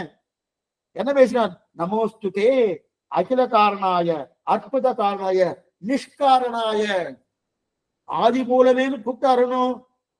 அப்படி இருக்க செய்து அவர் கூப்பிட்டுருக்காரணும். அப்ப மிருக பிறவி தானே, யானை தானே, கஜேந்திரன் யானை. யானை எங்க பேசி பார்த்திருக்கிய? நமோஸ்துதே அகில காரணாய அற்புத காரணாய நிஷ்காரணாய. லோகத்து முழுமுதற் காரணம் யாரோ அவர் என்ன ரட்சிக்கட்டுன்னு பேசியிருக்காரு. அப்ப அது மிருக பிறவிதானே. அந்த பிரிவில் இந்திரியம் இல்லாமல் இருந்திருந்தா அவர் இதெல்லாம் பண்ணியிருக்க முடியுமா? இருக்க முடியாது. அப்பனா மிருகங்களுக்கு இந்திரியங்கள் இருக்கு, வாக்கேந்திரியம் இருக்கு, வாக்கேந்திரியம் இருக்கு. ஆனா அந்த இந்திரியங்கள் எதனால பண்ணல? கர்மத்தால பண்ணல. ஒண்ணு மேல ஹனுமான் வானரம் தானே, அவர் ஒரு குரங்கு தானே. குரங்கு எங்க பேச்சு பார்த்திருக்கியா? ஆனா சீதைகிட்ட போய் நல்லா வாய் திறந்து பேசியிருக்காரு. ஸ்ரீராமாயணம் சரித்திரம் பூர்த்தியா சொல்லியிருக்காரு. ஸ்ரீராமாயணத்துக்குள்ளே ஸ்ரீராமன் 3 தடவை வரும். சரித்திரம் பூர்த்தியா சொல்லியிருக்காரு. இந்திரியம் இல்லாம இருந்திருந்தா பேசியிருப்பாரா? அப்ப மிருகத்துக்கு இந்திரியம் இருக்கு. ஆனா அந்த வாக்கிந்திரியங்கள் ஏன் பேச முடியல? கர்மத்தால பேச முடியல. பேசியிருக்காரு. அப்ப இந்திரியம் இருக்கு, கர்மாதீனமாக தடைப்பட்டு இருக்கு. அது கர்மாதீனமாக தடைப்பட்டு இருக்கிறனால அப்ப அனுமானுக்கு கர்மங்கள் குறைந்து புண்ணியம் நிறைய இருக்கிறபடியால் நல்ல வேலை செய்யுது. அனுமானுக்கு என்ன ஆயிடுச்சு? கர்மங்கள் குறைந்து புண்ணியம் நிறைய இருக்கிறபடியால வேலை செய்யுது. அதனால்தான் கஜேந்திரனுக்கு பேச்சு வந்துச்சு. ஏன்? ஜட்டாயு பக்ஷி ஜட்டாயில ஜட்டாய்க்கு வேலை செய்யறது இல்லைன்னா பறவை ராம கைங்கரியம் பண்ண கேட்குமா? ராம கைங்கரியம் வேணும், ராம கைங்கரியம் வேணும் கேட்குமான்னா என்ன? அப்ப அதுக்கு பூர்வ ஜென்மம் புண்ணியம் இருக்கு. அந்த பூர்வ ஜென்மம் புண்ணியம் இருக்கு வரையா அதைத்தான் அதிருஷ்டம் என்கிறான். அதிருஷ்டம்னா ஏதோ லாட்ரி சீட் வாங்குறது இல்லை. அந்த அதிருஷ்டம்னா பூர்வ ஜென்மம் பண்ணுவோம். இப்ப இதுக்கு பதில் தோணும். என்ன பதில்னா, இப்ப நமக்கு வாக் சாதுரியம் இருக்கு, பேசிட்டு இருக்கும். அதே போல மிருகங்களுக்கு அந்த வாக் இந்திரியம் இருக்கான்னா இருக்கு. அப்ப ஏன் சுவாமி பேசல? கத்துறது பேசலையே சுவாமின்னா அந்த கர்மா தடுக்கிறது. அந்த கர்மா குறைஞ்சி புண்ணியம் கொஞ்சம் இருந்துச்சுன்னா தாராளமா பேசும். அப்ப மிருகங்களுக்கும் வாக்கிந்திரியம் உண்டு, மனுஷனுக்கும் வாக்கிந்திரியம் உண்டு. மனுஷனுடைய படைப்பு இந்த வாசிந்திரியம் பேசட்டும் என்கிற ஒரு புண்ணிய கர்மா என அரிது அரிது மானிடராய் பிறத்தல் அரிதுன்னு தெரிவிக்கிறார் இல்லையா? அதுலயும் பூவும் புருஷ விடா இல்லாம பிறக்கிறது இன்னும் அரிதுன்னு தெரிவிக்கிறார். இது சொல்ல வந்த என்ன? அப்படி இருக்க செய்தே. ஆக ராமகைங்கரி எது கேட்டது? ஜடாய் கேட்டதனோ. ஆக அவருக்கு பூர்வ புண்ணியம் இருந்தபடியாலே அந்த அதிர்ஷ்டம் இருக்கு வந்தது. ஆக சாஸ்திரத்தை படிக்கும்படி படுத்தா எல்லா கேள்விக்கும் பதில் வந்துடும். அதனாலதான் முக்கியமா இந்த யதீந்திர மத தீபிகா தெரிஞ்சுக்கணும். தெரிஞ்சுட்டா நிறைய கேள்விகளுக்கு நமக்கு சமாதானம் வரும். சில பேர் கேட்பார், நீ பேசுறிய சுவாமி, அந்த மிருகத்துக்கு வாய் இருக்கே பேசலையே, பட்சிக்கு வாய் இருக்கே பேசலையே, அப்ப அதுக்கு வாக்கிந்திரியமே இல்லையா? அப்ப உனக்கு வாக்கிந்திரியம் வந்து சூஷ்மமான இந்திரியம். என்ன பாத்துங்க, வாய் இருக்கிறபடியால பேச முடியும் சொல்ல முடியாது, காது இருக்கிறபடியால் கேட்க முடியும் சொல்ல முடியாது, மூக்கு இருக்கிறபடியால் முகர முடியும் சொல்ல முடியாது, கண் இருக்கிறபடியால பார்க்க முடியும் சொல்ல முடியாது, தொடு உணர்ச்சி இருக்கிறபடியால தொண்டன் சொல்ல முடியாது. எல்லாமே சூஷ்மம், நம் கண்ணுக்கு தெரியாது.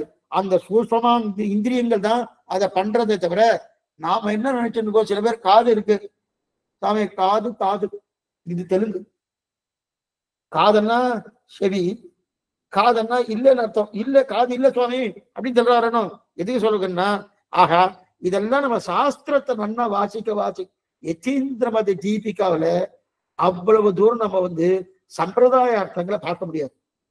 சிலதெல்லாம் நம்ம புகுத்திக்கலாமே தவிர பார்க்க முடியாது.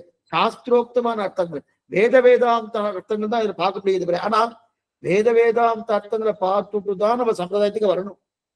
அப்பதான் நல்லா. ஏன்னா எனக்கு வேதம் வேண்டாம் வேதாந்தம் வேண்டாம் 4000 பேர் போதோம்னா ஆழ்வாரும் ஒத்துக்க மாட்டார், எம்பெருமானா ஒத்துக்க மாட்டார், பெருமானும் ஒத்துக்க மாட்டார். சாஸ்திரம் வாசிக்கணும். ஏன்னா சில பேர் என்ன பண்றேன்னா, சாஸ்திரம் எனக்கு வேண்டாம் சுவாமி, ஆழ்வார் ஸ்ரீசிக்தி ஒண்ணுமே போறோம்னா போறோம், ஆனா அதை தள்ளி விட்டு இது போறோம்னு சொல்லப்படாது. வேதம் தமிழ் செய்த மாறன் அப்படின்னு தான் வந்திருக்கே தவிர வேதமே இல்லைன்னு சொல்லலை. இதுக்கு சொல்ல வந்தேன்னா, ஆக அப்ப இந்த இதெல்லாம் இந்த இருக்கிறபடியா சாஸ்திரத்தை படிக்க பார்த்தாலே எல்லா கேள்வியும் பதில் வந்துள்ளது. இதை படிக்க ஒண்ணுக்கொண்ணு கேள்விகளை யாராவது, ஏன்னா கேள்வி மட்டும் கேட்டுதான் போறாது, நல்ல பதில் வரணும். அவ இதற்காக தான் இந்த யதீந்திர தீபிகா. அது மட்டும் இல்ல, பிரியத்துக்காக சொல்றேன், ஞாபகம் வந்தபடியாது. ஒரு தடவை ஸ்ரீபாஷம் வாசிச்சா என்ன பாருங்க, ஒரு தடவை ஸ்ரீபாஷம் வாசிச்சா முக்கால்வாசி எல்லா விஷயத்தையும் தெரிஞ்சு விடலாம்.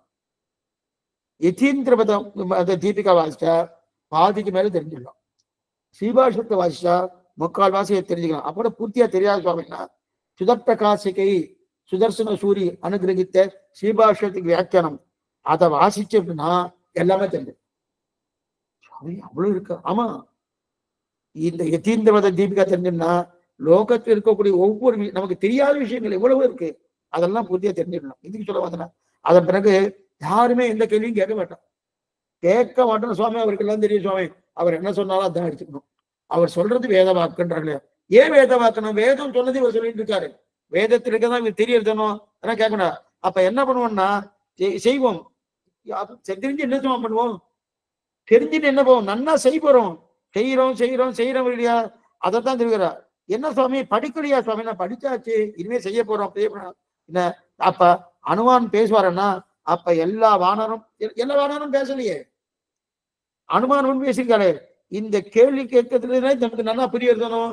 சிலதுகள்லாம் சூஷ்ம இந்திரியம் இருக்கு, ஆனா அவருடைய கர்மானுகுணமாக அது வேலை செய்யல. ஆக அனுமான் பேசுவது வாக்கிந்திரியம் இருப்பதினால் புண்ணிய பலத்தினால் பேசினான். மற்ற குரங்குகள்லாம் வாக்கிந்திரியம் இருக்கு, ஆனா பேசாதது காரணம் கர்மத்தில் தாரதமியம் இருப்பதினால்.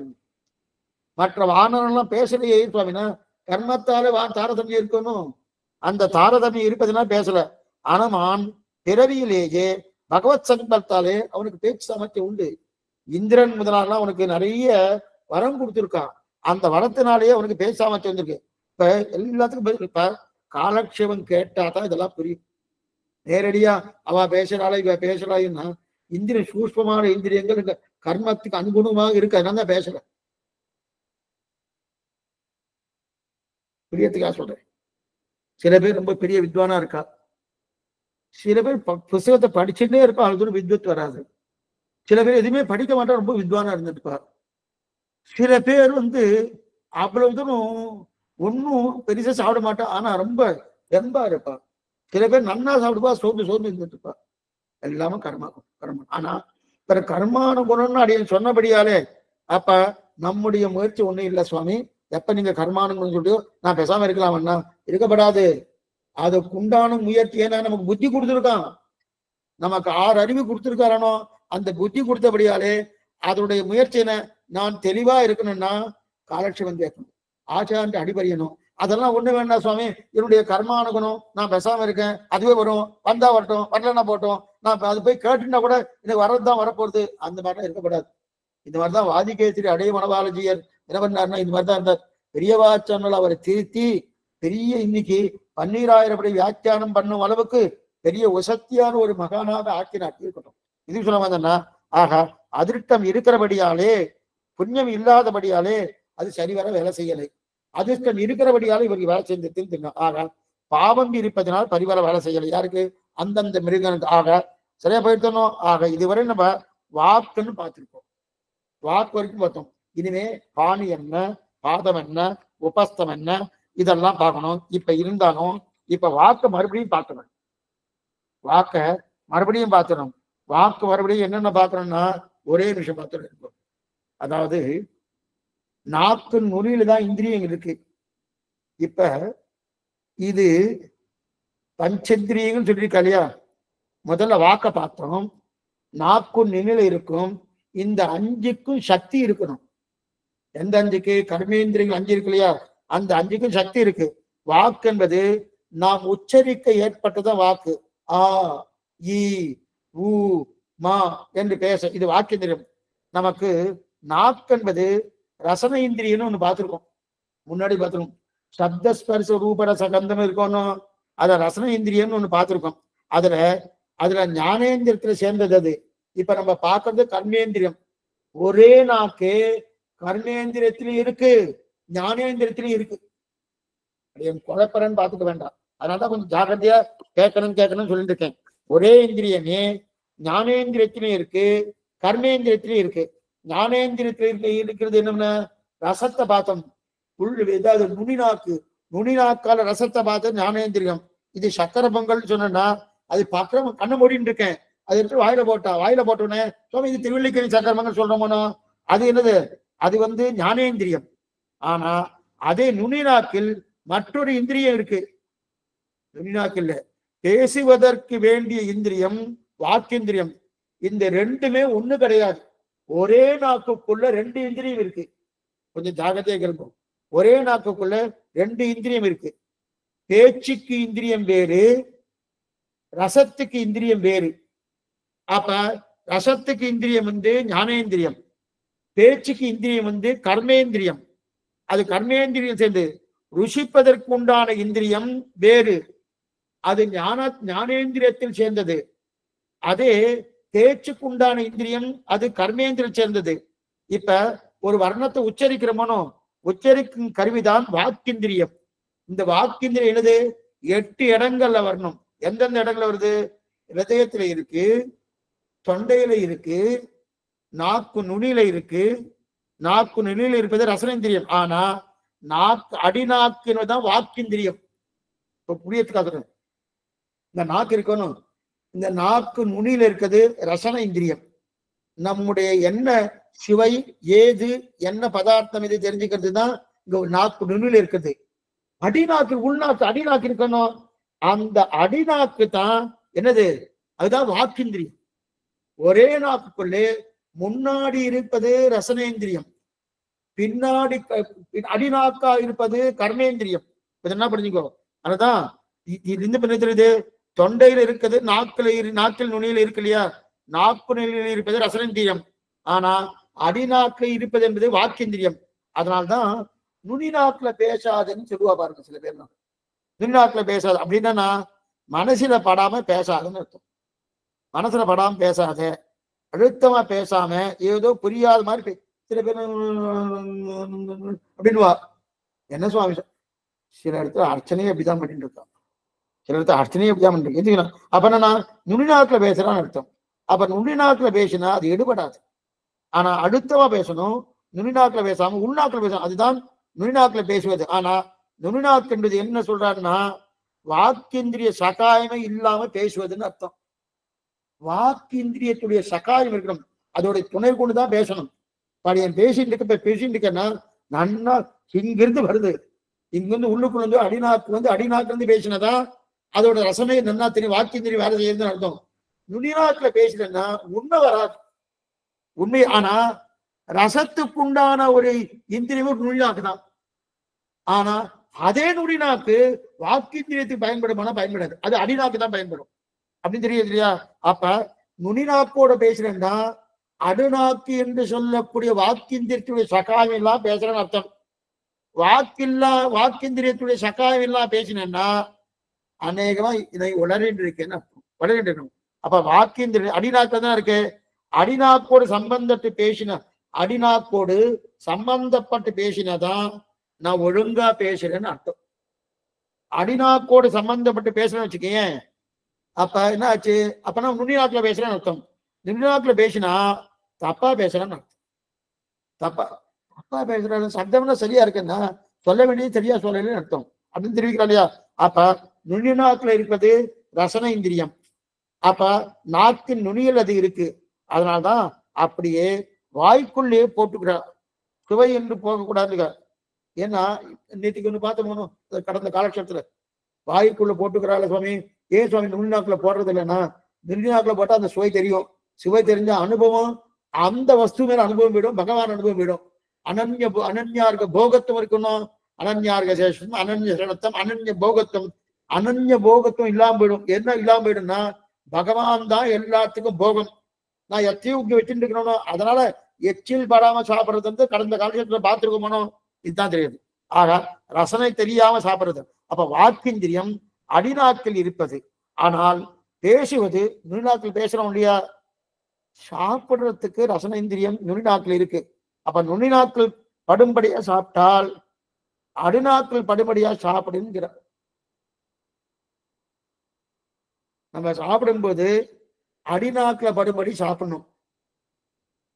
ஆனா ரசன இந்திரியம் நுனிநாக்குல தான் இருக்கு. சாப்பிடும்போது அடிநாக்குல படும்போது சாப்பிடணும். ஆனா அப்படி பண்றது இல்லை. நுனிநாக்குல படும்போது சாப்பிடணும். ஏன்னா ரசிக்கணும், அதான் பண்றோம். அதே பேசும்போது அடிநாக்கோடு அந்த இந்திரியத்தோடு பேசணும்னு சொல்றோம், பேசுறது இல்லை, நுனிநாக்கோடு பேசணும். அப்படியே உள்டா மாறிடும். என்ன மாறணும்னா நுனிநாக்கில் வைத்துக் கொண்டு சாப்பிடாமல் அடிநாக்கில் வைத்துக் கொண்டு சாப்பிடணும். பேசும்போது நுனிநாக்குல பேசாம அடிநாக்குல பேசணும். ரெண்டுத்தையும் மாத்திடும். சாப்பிடும்போது நுனிநாக்கோடு சாப்பிடணும், பேசும்போது சாப்பிடும்போது நுண்நாக்கோடு சாப்பிடணும் கூடாது, அடிநாக்குடைய உதவி கொண்டு தான் சாப்பிடணும். பேசும்போது அடிநாக்கின் உதவி கொண்டு சாப்பிடணும், பேசணும். ஆனா அப்படி பேசுறது இல்லை, நுண்ணாக்கின் உதவி கொண்டு பேசுற போனோம். இதெல்லாம் தப்பு வருது. அப்பான்னு தெரியும். அப்பனா நான் கூட அப்ப மனசில் பட்டதெல்லாம் பேசுறோம்னு அர்த்தம். நுனிநாக்குல பேசுறேன்னா என்னவோ சுவாமி நான் தான் இந்திரன், நான் தான் சந்திரன் சொல்றா பாருங்க, அதெல்லாம் பேசுறேன். ரெண்டாவது மூக்கால பேசக்கூடாது. சாமி ஜலதோஷம் முடிஞ்சது என்ன பண்றேன்? சில பேர்லாம் பொய்க்குரல்ல பேசுவா பாருங்க. இந்த டிமிக்ரை பண்றதுன்னு சில பேர் வச்சுருப்பா. அது நாடகத்துல வேணா வச்சுக்கலாம் தவிர அது உண்மையிலே வாழ்க்கையில அது இருக்கப்படாது. பொய்க்குரல்லாம் பேசப்படாது, அதுவும் கூடாது. நமக்கு இருக்கும் தொண்டையை நம்ம நன்னா பாருங்க. நமக்கு எந்த தொண்டை இருக்கோ அந்த தொண்டையத்தான் நம்ம உபயோகப்படுத்தின சேவாக்காலமே பண்றோம். நமக்கு இருக்கக்கூடிய தொண்டையை ஆனா அந்த தொண்டை மற்ற தொண்டையோடு ஒத்து போகணும். எனக்கு தனி தொண்டை ஒண்ணு இருக்கு, அவளுக்கெல்லாம் வேற மாதிரியா இருக்கு, நான் தனியா செய்யறேன், தனியா ஒரு ஆவர்த்தனம் பண்றேன்னா நம்ம பண்ணப்படாது. அந்த மாதிரிலாம் பண்ணப்படாது. அவரோட சேரணும். ஆனா அந்த சேவைக்கு உண்டான தொண்டை அநேகம் சேவா காலத்துல எல்லாருக்கும் ஒரே தொண்டையா தான் இருக்கும். அந்த மாதிரி பாடனம் பண்ணோம். இந்த வாக்கிந்திரியம் என்பது இதுதான் தெரிவிக்கிறது. ஆக மிருகத்திலும் இருக்கு, அதனால்தான் ஒலிக்கிறது. மிருகத்திலும் அந்த வாக்கிந்திரியம் இருக்கு. ஆனா சிங்கம் கர்ச்சிக்கிறது, குதிரை கணைக்கிறது, நாய் குறைக்கிறது. ஆனால் அவைகளால் பேச முடியவில்லை. ஏன்னா அதிர்ஷ்ட ரூபமான புண்ணியம் அவைகளிடத்தில் இல்லை. அதிர்ஷ்ட ரூபமான புண்ணியம் அவைகளுக்கு இல்லை. ஏன் இல்லைன்னா கர்மாதீனம். அந்த புண்ணியம் இருக்கவே தான் பேசக்கூடிய ஜன்மம் நமக்கு கிடைச்சிருக்கு. அதனாலதான் அரிது மானிடராய் பிறத்தல் அரிது அப்படின்னு தெரிவிக்கிறானா. அந்த புண்ணியம் இதோ நமக்கு இருக்கு. இனிமே அந்த புண்ணியம் மறுபடியும் கிடைக்காது. இப்ப அந்த புண்ணியத்தை நம்ம எப்படி உபயோகப்படுத்தணும்னா, புண்ணிய நோன்பு புரிந்துமிலேன் அடி போற்றி செய்யும் நுண்ணரங் கேள்வி நுவண்டுமிலேன் என்னரங்கேத்தி ராமானுஜா இந்தினி புகுந்தியன் கண்ணுள்ளும் நெஞ்சில்லும் புண்ணியனாய் நீ ஏச வேத விது உப்ராகா ஏத அத்தியாபன தேவதந்தி மகாத்மானம் கிருஷ்ணம் தர்மம் தனாத்மம்.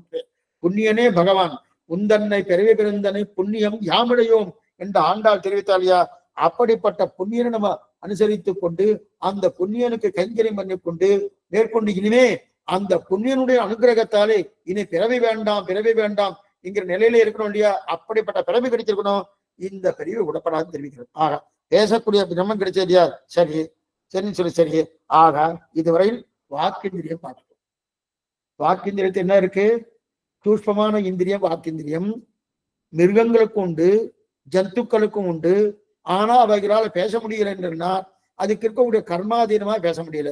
இப்ப நாம் பண்ணின புண்ணியபடியாலே அது நம்ம பேசணும் அப்படின்னு தெரிவித்தார். இப்ப வாக்காயிடுத்து. அடுத்து பாணி. பாணினா கை, எடுப்பதற்கு கை.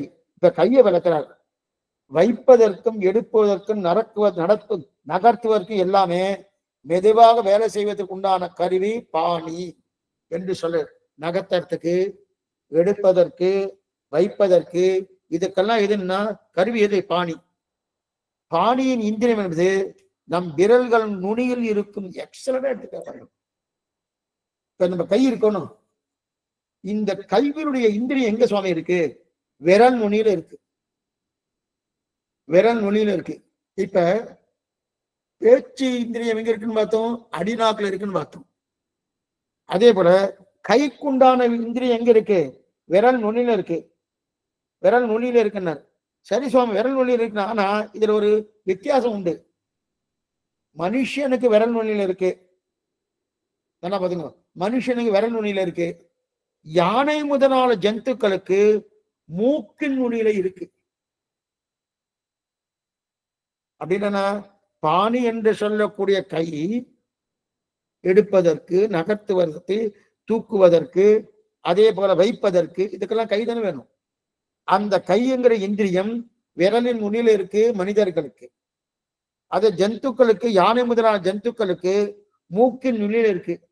யானைக்கு மூக்கு நுனி, மூக்கு இருக்கு சுவாமி, தும்பிக்கை. அந்த தும்பிக்கை மூலமா தான் அதை எதையும் எடுக்கணும் இல்லையா? யானையின் துதிக்கையில தான் பாணி இந்திரியம் இருக்கு. துதிக்கையோட நுனி, அந்த துதிக்கை நுனியில் தான் எங்க இருக்கு? கை இந்திரியம் என்று சொல்லக்கூடிய இந்த பாணி இந்திரியம் இருக்கு அப்படின்னு தெரிவிக்கிறார். ஆக எடுப்பதற்குண்டான கை, இந்த கை இந்திரியம் நமக்கு விரல்ல இருக்கின்றார். அப்புறம் பாணி ஆயிடுச்சு. அதுக்கப்புறம் பாதம். ஒன்னும் கட்டம் இல்லை, கிடுகுன்னு போயிடலாம். பாதம் என்னதுன்னா ஓரிடத்துல இருந்து மற்றொரு செல்வதற்குண்டான கருவி பாதம். பாதம்னா கால்கள் தானே பாதம். அப்ப மனிதன் முதலாவது இரு காலில் இருக்கும், இது காலில் இருக்கும். ஆனா தானே பாருங்க, மனிதன் முதலாவது இது காலில் இருக்கு. காலில் தான் இங்க இருக்கு, காலில் தான் அதெல்லாம் அந்த இருக்கு, நல்லா தெரியுது. அப்ப பாதம் என்று சொல்லக்கூடிய இந்திரியங்கள் காலில் இருக்கு. அப்பதான் நடக்க முடியும், காலில் இருக்கு. சரி சுவாமி, பாம்புக்கு காலே கிடையாது, எங்க இருக்கு? பாம்புக்கு காலே கிடையாது. அப்ப பாத இந்திரியம் எங்க இருக்குன்னா அதோட நெஞ்சில இருக்குன்னு இருக்கார். பாத இந்திரியம் எங்க இருக்கு? நெஞ்சில் இருக்கு. அதை நெஞ்சி தேய்த்து கொண்டுதான் அதை நகரும். பாம்பு நகர்றதுனால எப்படி நகரம்னா நெஞ்சியை தேய்த்து கொண்டு நகரும். ஏன்னா பாம்பு தன் மார்பாலை தான் ஊர்ந்து ஊர்ந்து நகர்ந்து போறது இல்லையா? ஊர்ந்து ஊர்ந்து நகர்ந்து போறதுனோ. அப்ப மனிதர்களுக்கு காலில் இருக்கிறது பாதம் என்கிற இந்திரியம், சூஷ்ம இந்திரியம். அது பாம்புக்கு மார்பில நெஞ்சில இருக்கு. அது தன்னுடைய மார்பாலை ஊர்ந்து ஊர்ந்து நகர்ந்து போறது. பறவைகளுக்கு எங்க இருக்கு சுவாமி? சிறகுல இருக்கு. பறவைகளுக்கு என்ன? பறவை எப்படி நடந்து போக வேண்டாமே, அது பட்சி பறந்துதானே போறது, அதுக்கு சிறகுல இருக்கு. அதனால்தான் திருமங்கை ஆழ்வார் தெரிவிக்கிறார், அருகால சிறுவண்டே தொழுதேன் உன்னை. அருகால சிறுவண்டே தொழுதேன் உன்னை. இந்த வியாக்கியாத்தாங்க பெரியவாச்சார ஆச்சரியமான வியாக்கியானம் தெரிவிக்கிறார். திருநெடுந்தான ரெண்டத்துல தெரிவிக்கிறார். அருகால சிறுவண்டே தொழுதேன் உன்னை. அருகால சிறுவண்டேன்னா 2 கால்கள் இருந்தா 6 கால்கள், 6 கால்களோடு இருக்கக்கூடிய சிறுவண்டே உன்னை நான் வணங்குகிறேன் அப்படின்னு திருமங்கை ஆழ்வார் தெரிவிக்கிறார். இவர் தூது அனுப்புறார். சிறு வண்டு போகணுமோனோ, 2 காலா இருந்தா வண்டு கொஞ்சம் சுமாரா போகும், 4 காலா இருந்தா கொஞ்சம் வேகமா போகும், 6 காலா இருந்து வச்சுக்க இன்னும் அதிவேகமா போகும். அதனால அதிக அருகால சிறுவண்டே தொழுதேன் உன்னை அப்படின்னு சொல்லி பண்ணுவாரான்னா, ஏன் சுவாமி தூது அனுப்புறான்னா கல்யாணம் பண்ணி வைக்கணுமோன்னு. திருவங்கை ஆழ்வாருக்கும் அயலாணி மணவாளுக்கும் கல்யாணம் பண்ணி வைக்கணும். செங்கால மடனாரா இன்னே பண்டு திருக்கண்ணபுரம் புக்கன் செங்கன்மாளுக்கு அப்படின்னு தெரிவிக்கிறானோ.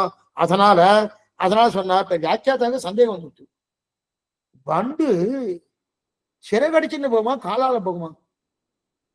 வண்டு சிறகடிச்சுன்னு போகுமா சாலாரம் போனா? பட்சிக்கு பறப்பதற்கு கால் தேவை இல்லையே, சிறகு தானே பறக்கும்.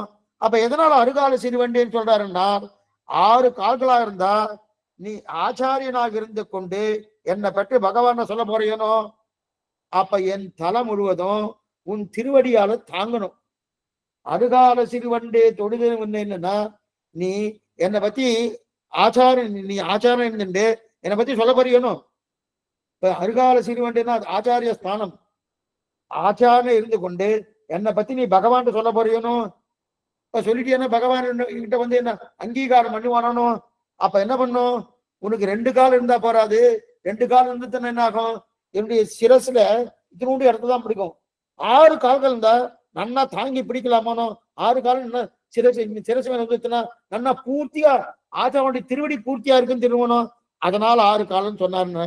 சுவாமி மனுஷனுக்கு 2 கால் தானே ஆச்சாரனுக்குன்னா அது என்ன அர்த்தம்னா 2 கால் மட்டும் இருந்தாருன்னா பாதி தலை தானே தாங்கும். 4 கால் இருந்தா இன்னும் கொஞ்சம் தாங்குவேன். 6 காலம் தலை முழுதும் தாங்குவேன்னா அப்படி இல்லை. அந்த திருப்தியில சொல்றாரு. என்ன சொல்றேன்னா ஆச்சாரியன் திருவடிகள் 2, ஆச்சாரிய தர்மபதினி இருக்காரணும் அம்மங்கார் அவர்களுடைய திருவடி 2, ஆச்சாருடைய குமாரன் இருக்காரணும் திருக்குமாரன் அவருடைய திருவடி 2, 6 கால் இருக்கணும். அந்த 6 கால்கள் பூர்ணமா இங்க திருமங்கையாளர் திருவடியில் இருக்கணுமா. அதனாலதான் அருகால சிறுவண்டேன்னு சொன்னார். இப்ப நான் சொன்னேன் இதுக்கும் யதீந்திரமத தீபிகாவுக்கும் சம்பந்தமே இல்லை. இந்த விஷயம் பூர்த்தியா சம்பிரதாயம். அதுதான் சொன்னேன் சம்பிரதாய விஷயம். சம்பிரதாய விஷயத்துக்கும் யதீந்திரமத தீபிகத்தும் அவ்வளவு தூரம் கிட்டக்க ஒண்ணும் கிடையாது. அது ரொம்ப தூரத்துல இருக்கு. இருந்தாலும் இப்படியே நம்ம போயிட்டே இருந்தோம் வச்சுக்கேன், என்னதான் பண்ணலாம் ஆழ்வார் சீசுக்கு கொஞ்சம் தெரிஞ்சாலே கொஞ்சம் டானிக் கொடுக்குறாங்க. அப்படி கொஞ்சம் சில பேர்லாம் சுவாமி அவளுக்கு கொஞ்சம் ஹார்லிக்ஸ் கொடுங்கோ, பழரசத்தை கொடுங்கோ, கொஞ்சம் இதை கொடுக்க சுவாமி அப்படிதான் சொல்லுவாரு. பழரசத்தை கொடுங்கோ, இது கொடுங்கன்னா கொஞ்சம் தெம்பா இருக்காருடைய. இப்படியே கொஞ்சம் வேதாந்த விசாரம்னா கொஞ்சம் ட்ரையா தான் இருக்கும். அது கொஞ்சம் ட்ரையா தான் இருக்கும். அது ட்ரையா இருக்குன்னா அது கொஞ்சம் நம்ம என்ன பண்ணணும், கொஞ்சம் ஜலத்தை விட்டு கொஞ்சம் பிசையணும். பிசைஞ்சாரா அப்ப நல்லா பல இருக்கணும். அப்ப என்னன்னா ஆழ்வாருடைய பாசனம் வரணுத்துக்காக சொன்னேன். இதுக்கு சொல்ல வந்தேன்னா ஆக முதல்ல என்ன பாணி ஆச்சு, அதுக்கப்புறம் பாதம் ஆச்சு. இப்ப பாயுன்னா என்னது, பாயுன்னா மலஜலம் கறக்கக்கூடிய அந்த விசர்ஜனம் பண்ணக்கூடிய இதுக்குண்டான ஒரு பாயு அந்த இந்திரியம். மலஜலங்கள் போறதுன்னு காத்தால என்ன போறோமோ அந்த மலஜலங்கள் கடிக்கக்கூடிய நிலை தெரியுதான், அதுதான் பாயுன்னு சொல்றது. அதுக்கப்புறம் உபாஸ்தம், இது எல்லாருக்கும் தெரிஞ்ச விஷயம் தான் பாயுன்றது. அதுக்கப்புறம் உபாஸ்தம் என்பது ஆண் பெண் காமசுகம். சிற்றின்பம் அனுபவிக்கிறோமோ, சிற்றின்பம் அனுபவிக்கக்கூடிய இந்திரிய கருவிதான் உபஸ்தன்னு பேரு. பாயு என்பது அது ஒரு இந்திரியம் தான். அந்த இந்திரியம் மலஜலம் கடிப்பதற்குண்டான அது அவசியம் இருக்கணும். அது அந்த அவயவன் நம்மிடத்துல இருக்கு. ஜலத்தை கழிக்க வேண்டியது இடத்துல ஜலத்தை கழிக்கும், மலத்தை கழிக்க வேண்டியதுல மலத்தை கழிக்கும். உபஸ்தம் என்பது தான் கடைசி. உபஸ்தம் என்பது என்னது, இந்திரியங்கள். அந்த இந்திரியம் வேணும் எதற்காக சுவாமி, சந்ததி விருத்தியாகணும். சந்ததி விருத்தியாகணும், ஆண் பெண் காமசுகம் சிற்றின்பம் இருக்கிறமனோ அந்த அனுபவத்துக்குண்டான கருவி உபஸ்தம். இது ஆண் குறி பெண் குறியிலும் இந்த உபஸ்தம் இருக்கும். ஆண் குறியிலும் உண்டு, பெண் குறியிலும் உண்டு. ஆக 5 கர்மேந்திரியங்கள். 5 கர்மேந்திரியங்கள் பார்த்தோம். 5 கர்மேந்திரியம் என்னென்னு ஒவ்வொன்றும் பார்த்துட்டு வந்தோமோ அந்த 5 கர்மேந்திரியம் பூர்த்தியா தெரியுது. முதல்ல ஞானேந்திரியங்கள் 5 கர்மேந்திரியங்கள் பார்த்தோம். வாக்கு, பாணி, பாத, பாயு, உபஸ்தம் அப்படின்னு ஆயிடுச்சு. சரி, இப்ப இந்த இந்திரியங்கள்லாம் அது குரூபமாக இருக்கும். இதுல இருந்து புரிஞ்சு கொண்டது என்னன்னா, நாம் கண்ணால பார்க்கிற கண்ணோ மூக்கோ இந்திரியம் இல்லை. அதனால பார்த்துட்டு இருக்கணும். கண் கொண்டு பாருங்க. கண் இருக்கு, சில பேர் பார்வை இருக்காது. வாய் இருக்கு, சில பேர் பேச முடியாது. காது இருக்கு, சில பேருக்கு கேட்காது. அப்ப காது இருந்து கேட்டா அந்த இந்திரியம் வேலை செய்யலன்னு அர்த்தம். அதுக்குள்ள இருக்க சூஷ்மமான இந்திரியம் வேலை செய்யலன்னு அர்த்தம். அப்பனா இதுல இருந்து நம்ம என்ன புரிஞ்சுட்டோம்னா, நாம் கண்ணால பார்க்கிற கண்ணோ அதே போல மூக்கால முகர்கிற மூக்கோ அதெல்லாம் இந்திரியம் இல்லை. ஏன்னா அதெல்லாம் என்னது, அனுஸ்வரூபமாக இல்லை. காது மூக்குக்குள் கண்ணுக்கு தெரியாத சூஷ்மமாக அணுவாக அது இருக்கு. அப்பனா எது சூஷ்மமான அணுவாக இருக்கு அந்த இந்திரியம். காது என்கிற இந்திரியம், வாக்கு என்கிற இந்திரியம், கண் என்கிற இந்திரியம், மூக்கு என்கிற இந்திரியம், தோல் தொடு உணர்ச்சி என்கிற இந்திரியம், ஒவ்வொரு இந்திரியம் சூஷ்மமா இருக்கணும். அந்த சூஷ்மம் தெரியுது. ஆக ஓர் ஜீவாத்மா இதெல்லாம் எதனால சொல்றாங்கன்னா, நீங்க நினைக்கிற மாதிரி காது இருந்தா கேட்குன்னு நினைக்கிறாதீங்கோ, கண் இருந்தா பார்க்கணும்னு நினைக்கிறாதீங்கோ. அதோடைய சூஷ்மமான இந்திரியம் இருந்தா தான் முடியும். ஏன்னா அந்த இந்திரியத்தை கொடுப்பதே பகவான் தான். அந்த இந்திரியத்தை என்ன, இது பிரம்மா சிருஷ்டிப்பதற்கு முன்னாடி இதை பண்ணிடுறாரு. இதெல்லாம் பின்னாடி சொல்றேன். பிரம்மாவை சிருஷ்டிப்பதற்கு முன்னாடி இதை பண்ணிடுறார். இப்ப என்ன ஆயிடுச்சு? இப்ப நமக்கு கர்மேந்திரிகள் 5 வந்துட்டு 24 தத்துவங்கள் பிரம்மா சிருஷ்டிக்கு முன்னாடி பார்த்து போகணும். இந்த கர்மேந்திரம் 5 இன்னும் மனுஷ பிறவியே கிடைக்கல. ஆனா இதெல்லாம் வந்துட்டு வாக் பாணி பாத பாயு உபஸ்தம் இதெல்லாம் வந்துட்டு இது சரி. இப்ப இன்னொரு விஷயம் என்னன்னா, ஒரு ஜீவாத்மா இன்னொரு சரீரத்துக்குள்ள புகுறான் இல்லையா, கூடு விட்டு கூடு பாய்வது, அதாவது பரகாய பிரதேசம்னு சொல்லுவா. கூடு விட்டு கூடு பாய்வது, இந்த சரீரத்திலிருந்து அந்த சரீரத்துக்கு பாராளணும். என்ன பண்ணிக்குவோம், இந்த சரீரத்திலிருந்து அந்த சரீரத்துக்கு போறது, கூடு விட்டு கூடு பாய்வது. இது இருக்கா சுவாமி? இருக்கு. இன்னைக்கு தெரியாது, இன்னைக்கு தெரியாது. ஆனா இன்னைக்கும் நீங்க இமாலய பருவத்தை தாண்டி அங்க சில சில ரிஷிகள்லாம் இருக்கு. அவளுக்கெல்லாம் இந்த யோக பிரபாவத்தால இந்த சாமர்த்தியம் வாழ்க்கணும் உண்டு. அவளால நம்ம கண்ணுக்கு தெரிய மாட்டான். இருக்கட்டும். இப்ப குடு விட்டு பாய்வது என்பது, அப்ப இந்த சரீரத்துல அந்த சரீரத்துக்கு போகும்போது அப்ப எந்த இந்திரியத்தை அவ உபயோகப்படுத்துவா? இப்ப சொல்றாங்க நாடகத்தெல்லாம் பாக்குறோம், இங்க இருந்து அங்க போய். நாடகம் எல்லாமே உண்மை கிடையாது, சிலதெல்லாம் உண்மையா இருக்கலாம். எல்லாமே சிலதெல்லாம் அவ கொஞ்சம் அதி அதி அதி அதி அதி இதுவா பண்றது, அது பேட்சியா பண்ணாதான் ஜனங்க பார்ப்பாங்க. அப்பதான் ஒரு வசூலாகிறதுக்கு பண்றது. இருக்கட்டும். அப்படிங்க செய்து அப்ப இங்கிருந்து இந்த சரீரத்துக்கு அந்த சரீரத்துக்கு போறாரணும். அப்ப இந்த சரீரத்துல ஒரு இந்திரியம், சூஷ்ம இந்திரியம் இருக்குமோனோ, வாக் பாணி பாத உபஸ்தம் இத்தனை சூஷ்மமான இந்திரியம் இருக்குமோனோ, அந்த சரீரத்துல சூஷ்மமான இந்திரியம் இருக்குமோனோ. இப்ப எந்த இந்திரியத்தை அவர் உபயோகப்படுத்துவார்? கூடு விட்டு கூடு பாயிறார், இந்த சரீரத்தை அந்த போறாரு. அப்ப அந்த சரீரத்துல இருக்க இந்திரியமா இல்ல இந்த சரீரத்து இந்திரியமான்றா? அந்த சரீரத்தில் கண் காது மூக்கு எல்லாம் இருக்கு. ஆனால் இவர் என்ன பண்ணுவார்னா, தனக்கென்னு கொடுக்கப்பட்ட சூஷ்ம இந்திரியம் இருக்கு இல்லையா, அதை வைத்துக் கொண்டுதான் இங்கிருந்து அங்க போவார். அந்த சரீரத்தில் இருக்கக்கூடிய சூஷ்மமான இந்திரியம் இருக்கு இல்லையா, அதை இவர் உபயோகப்படுத்த முடியாது. கூடு விட்டு கூடு பாயும் போது இந்த சரீரத்திலிருந்து அந்த இது தர்மபூத ஞான வரைக்கும் இதை நல்லா விவரிக்கிறேன். அது தர்மபூத ஞானத்தால தான் அங்க போறது. அங்க போகும்போது அந்த சரீரத்துல போகும்போது அங்க அங்க இருக்கக்கூடிய சூஷ்ம இந்திரியங்களை கையாளுவாருன்னா கிடையாது. இங்கிருந்து போகச்சேயே தன்னுடைய சூஷ்ம இந்திரியம் எடுத்துட்டு போறாரு.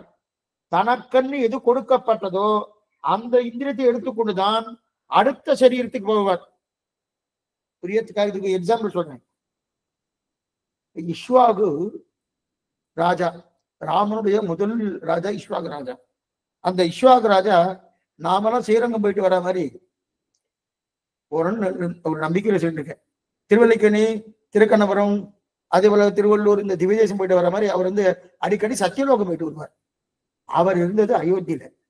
அயோத்தியிலிருந்து சத்தியலோகம் போயிட்டு வர்றாரு இல்லையா, பிரம்ம எங்க போவாரு? பிரம்மாவை அவரால் தான் இன்னைக்கு ஸ்ரீரங்க கஷேத்திரமே அவரால் தான் இருக்கு. இஷ்வாகு இல்லைன்னா அவர் தான் சத்தியலோகத்திலிருந்து அங்க ஸ்ரீரங்க விமானத்தை கொண்டு வந்தது அவர் தான். எங்க அயோத்திக்கு, அயோத்தியிலிருந்து மேற்கொண்டு விபீஷண ஆழ்வார் இங்க கொண்டு சேர்த்தாரு தெரிவிக்கிறது. அப்படி இருக்கச்சே இங்கிருந்து சத்தியலோகம் போறார் இல்லையா, போகுமான்னா இந்த இந்திரியங்களோடு போவார்னா போவார், இந்த இந்திரியங்களோடு தான் போவார். ஆனா வேறு சரீரத்தை போகும்போது, வேறு லோகத்துக்கு போகும்போது இந்த ஜீவாத்மாவோடு போவார். ஆனா இந்த சரீரத்தோடு போயிட்டு வருவதுன்றது நமக்கு சந்தேகம் வராது. ஏன்னா இந்த சரீரம் கிடையாது. ஏன்னா இந்த சரீரம் இங்க விழுந்துடுறது. 7 நிலத்தில் இடுவதன் முன்னம் மந்தியங்கள் குடாம் வந்து சரீரம் இங்கிருந்து விழுந்துடுறது. இந்த சரீரம் கிடையாது. இந்த சரீரம் கிடையாதுன்னு தெரிஞ்ச உடனே நமக்கு இந்த சரீரத்தை போக மாட்டோம், நமக்கு நல்லா தெரியும். ஆனால் பித்ருலோகத்தெல்லாம் போயிட்டு வரணும். நம்ம பிராணம் போனதுக்கு முன்னே பித்ருலோகத்தை பாரு, அது சந்திரலோகம் பாரு, அங்கெல்லாம் போறதா. அப்ப வேறு லோகத்துக்கு போறோமோனா, அதாவது இந்த லோகத்திலிருந்து வேறு பிறவி எடுக்கலாம் இல்லையா, இந்த லோகத்தை விட்டு வேறு லோகத்துக்கு அடுத்த பிறவி நாம் போகலாம். ஏன்னா இந்த பிரகிருதி எப்படி வேணாலும் இந்த சூழ்நிலை எடுத்துக்கொண்டுதான் போனாலும். அப்படின்னு என்ன அர்த்தம்னா, நம்ம வேற லோகத்துக்கு போனாலும் வேறு பிறவி எடுத்தாலும் இந்த இந்திரிய சூஷ்மம் இருக்கு இல்லையா, அதை எடுத்துட்டு தான் போறோம். எதுக்காக இதை சொல்லிட்டு இருக்கேன்னா, இப்ப இங்கிருந்து நான் ஸ்ரீரங்கம் போறேன், கிளம்பி போயிட்டு இதே சரீரத்தை போறேன், இதே சூஷ்ம இந்திரியங்களோட போயிட்டு வந்துடுறேன். பிராணம் போயிடுச்சு சுவாமி, சரீரமா போயிடுத்து. அடுத்த ஜென்ம வேற வேற சரீரம் வந்துடுது. அது என்ன சரீரம் வந்துடுது. அப்ப அந்த இந்திரியங்களுக்கு சூஷ்ம இந்திரியங்கள் வேறு, இதுக்கு முன்னாடி இருந்த சூஷ்ம இந்திரியங்கள் வேறன்னா கிடையாது. நான் எத்தனை ஜென்மம் எடுத்தாலும் முதல்ல பிரளய காலத்துல எனக்கு சூஷ்ம இந்திரியங்கள் என்ன கொடுத்திருக்கான பகவான், அதை அப்படியே எடுத்துட்டு போயிட்டே இருப்பேன். இப்ப புரியத்துக்காக சொல்றேன். பகவான் நம்ம சிருஷ்டிக்கிறாரோனும், அதாவது முதல்ல பிரகிருதிலிருந்து மகான் அகங்காரம், மூணா பிரியது. அடிக்கடி சொல்லிட்டே இருக்கேன், இன்னைக்கு உங்களுக்கே மனபடா இருக்கணும். அகங்காரம் முதல்ல பிரகிருதி, மூலப்பிரகிருதி மகான் ஆகுது, மகான் அகங்காரம் ஆகுது, அகங்காரம் மூணா பிரியது. சாத்விக அகங்காரத்திலிருந்து 11 இந்திரியங்கள், அதாவது கர்மேந்திரியங்கள், ஞானேந்திரியங்கள், மனத்தத்துவம் 11 இந்திரியங்கள். தாமச அகங்காரத்திலிருந்து பஞ்சபூதங்கள் 10 தன்மாத்திரைகள் வருது. இதுல சாத்விக அகங்காரத்திலிருந்து தான் கண் என்ன, காது என்ன, மூக்கென்ன, நாக்கென்ன, தொடு உணர்ச்சி என்ன, இதெல்லாமே உருவாடுது. இதெல்லாம் இந்திரியங்கள். இதை பொதுவா உருவாக்குறார்.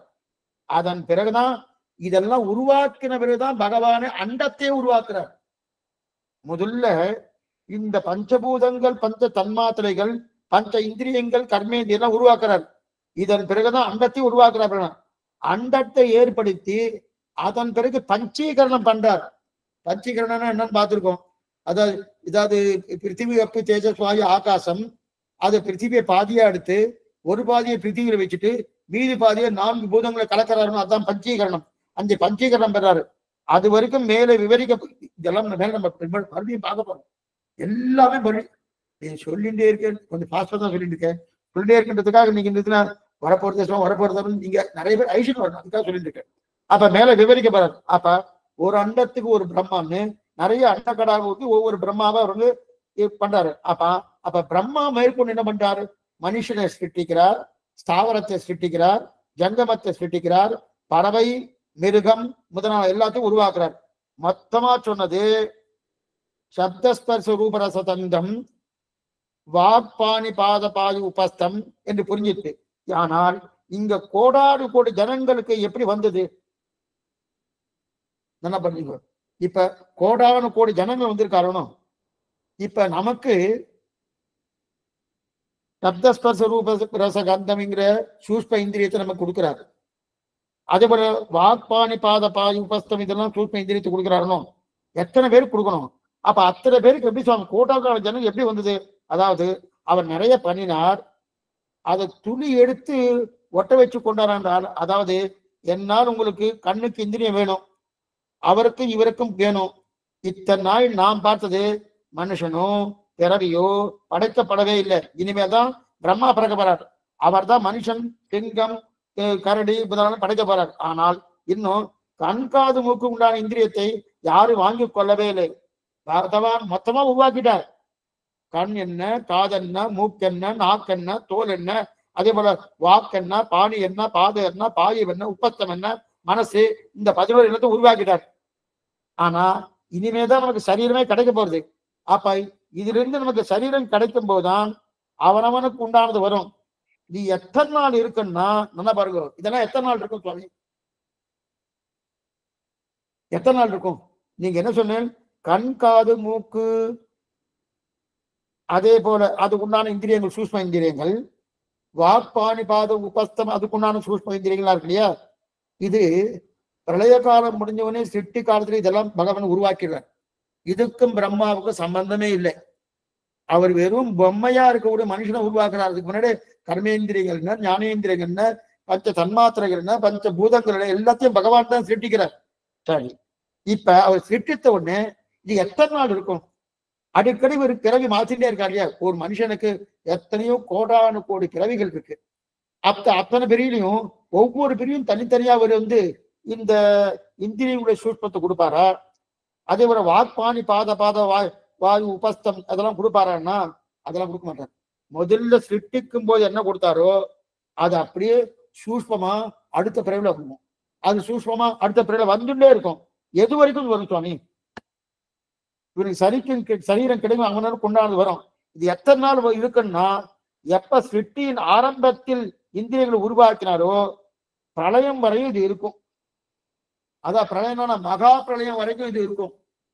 நம்ம என்ன நினைக்கிறோம், இந்த ஜென்ம பிரியத்துக்காக சொன்னேன், போன ஜென்மால எனக்கு கண் காது மூக்கு அதே போல நாக்கு தொடு உணர்ச்சி எல்லாம் இருந்தோம், அப்ப ஒரு இந்திரியம் இருந்திருக்கணும். இப்ப இந்த ஜென்மால ஒரு மனுஷனா எடுத்துக்கணும், இது வேறு அது வேறுன்னு நினைக்கிறோம். இல்ல, அங்க என்ன சூஷ்மங்கள் இருந்ததோ அதே சூஷ்மம் தான் இந்த ஆத்மாவை கிடைக்கும். இந்த ஆத்மா இன்னொரு பிறவை எடுத்தா அதே சூஷ்மம் தான் கிடைக்க போறது. அதுதான் எது வரைக்கும் இருக்கும் சுவாமினா, முதல்ல பிரளய காலத்துல பகவான் கொடுக்குறானோ அதுல இருந்து மறுபடியும் மகா பிரளயம் முடிஞ்சோடனே சிருஷ்டிக்க போறானோ அப்ப கொடுத்தாச்சுன்னா மகா பிரளயம் வரைக்கும் இது இருக்கும். மகா பிரளயம் இப்ப சுவாமி 3 லோகம் அழியம்பது மகா பிரளயம் அல்ல, அது அவாந்தர பிரளயம். பிரம்மாவுக்கு 1000 அடிக்கடி சொல்லிட்டே இருக்கேன், பிரம்மாவுக்கு 1000 சதுர்யுகங்கள் முடிந்தா பிரம்மாவுக்கு ஒரு பகல் பொழுது முடியாது. 12 hours முடியாது. அப்ப என்ன ஆகும்னா 3 லோகங்கள் அழியும். பூகு புவகா சுவகா என்று 3 லோகங்கள் அழியும். அந்த அழிவுக்கு கூட இந்த இந்த சூஷ்பங்கள் ஒண்ணும் ஆகாது. அப்ப அழிஞ்சிட்டு போனோம். அப்ப இந்த இந்திரிய சூஷ்பங்கள்லாம் இருக்கு இல்லையா, அதெல்லாம் ஒண்ணுமே ஆகாது, ஜாகிரதையா இருக்கும். மொத்தமே பிராகிருத பிரளயம் வருது இல்லையா, பிரம்மாவுக்கு ஆயுள் காலம் முடியாது தோணும். அப்பனா 1000 சதுர்யுகம் ஒரு பகல் பொழுது, இன்னொரு 1000 சதுர்யுகம் ஒரு இரவு பொழுது, அப்ப 2000 சதுர்யுகம் போயிடுச்சுன்னா ஒரு நாள், அந்த மாதிரி ஒரு மாசம், அந்த மாதிரி ஒரு வருஷம், அந்த மாதிரி 100 வருஷம். சுவாமி கணக்கு எப்படி போடுறது தெரியாது, நீங்களே போட்டுக்க வேண்டியதான். அந்த மாதிரி 100 வருஷம் வந்துச்சுன்னா பிரம்ம ஆயுள் காலம் முடிஞ்சிடுறது.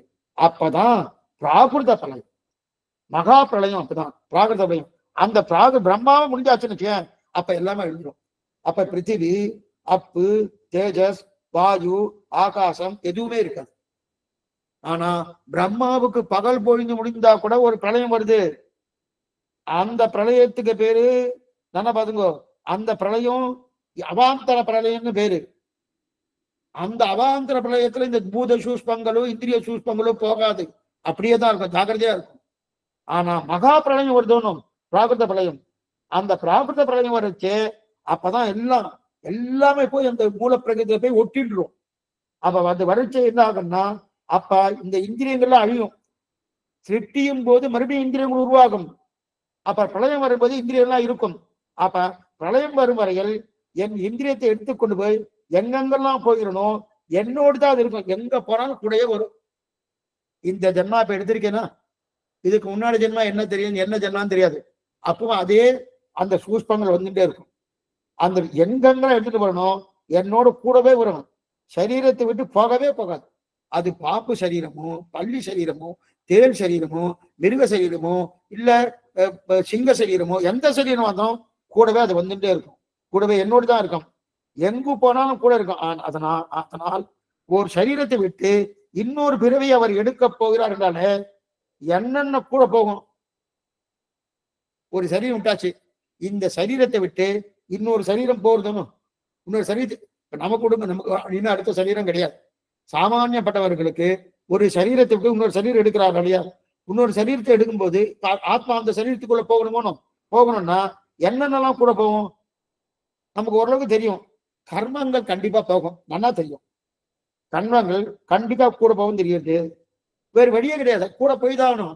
அப்பதான் நிச்சயம் இருக்க கர்மத்துக்கு அனுகுணமாக அந்த சரீரம் கிடைக்கிறது, அது தெரியுது. அடுத்தது வாசனா போகும். வாசனை கர்மங்களால் ஏற்பட்ட மனப்பதிவுகள், இந்த கர்மங்களால் ஏற்பட்ட வாசனா இல்லையா, அந்த வாசனை விடவே விடாது. என்ன வாசனை விடாதுன்னா, சுவாமி அது ரொம்ப நன்னா இருக்கு அப்படின்னு சொல்லிட்டு அதையே நம்ம பண்ணிட்டு இருக்கோமோ, அது நமக்கு அது மேல ஒரு ஆசை வந்துடுறதுன்னு அதே பண்ணிட்டு இருக்கோமோ, அதுதான் வாசனைன்னு பேரு. அந்த வாசனையும் அடுத்த ஜென்மால அது தொடரும். இந்த ஜென்மால எந்த வாசனை இருந்ததோ, வாசனைன்னா நம்ம அது பதிவு. அந்த பதிவு என்ன பதிவு? மனப்பதிவு. அந்த மனப்பதிவு அப்படியே அடுத்த ஜென்மால இருக்கும். அதுக்கு மேல ருச்சியும் போகும். அப்ப கர்மா போறது, வாசனா போறது, ருச்சி போறது. ருச்சின்னா என்ன சுவாமி? தப்பான விஷயத்துல நான் போகணும்னு தள்ளுறணும். தப்பான விஷயத்துல வாசனான்றது வேறு, ருச்சி என்பது வேறு.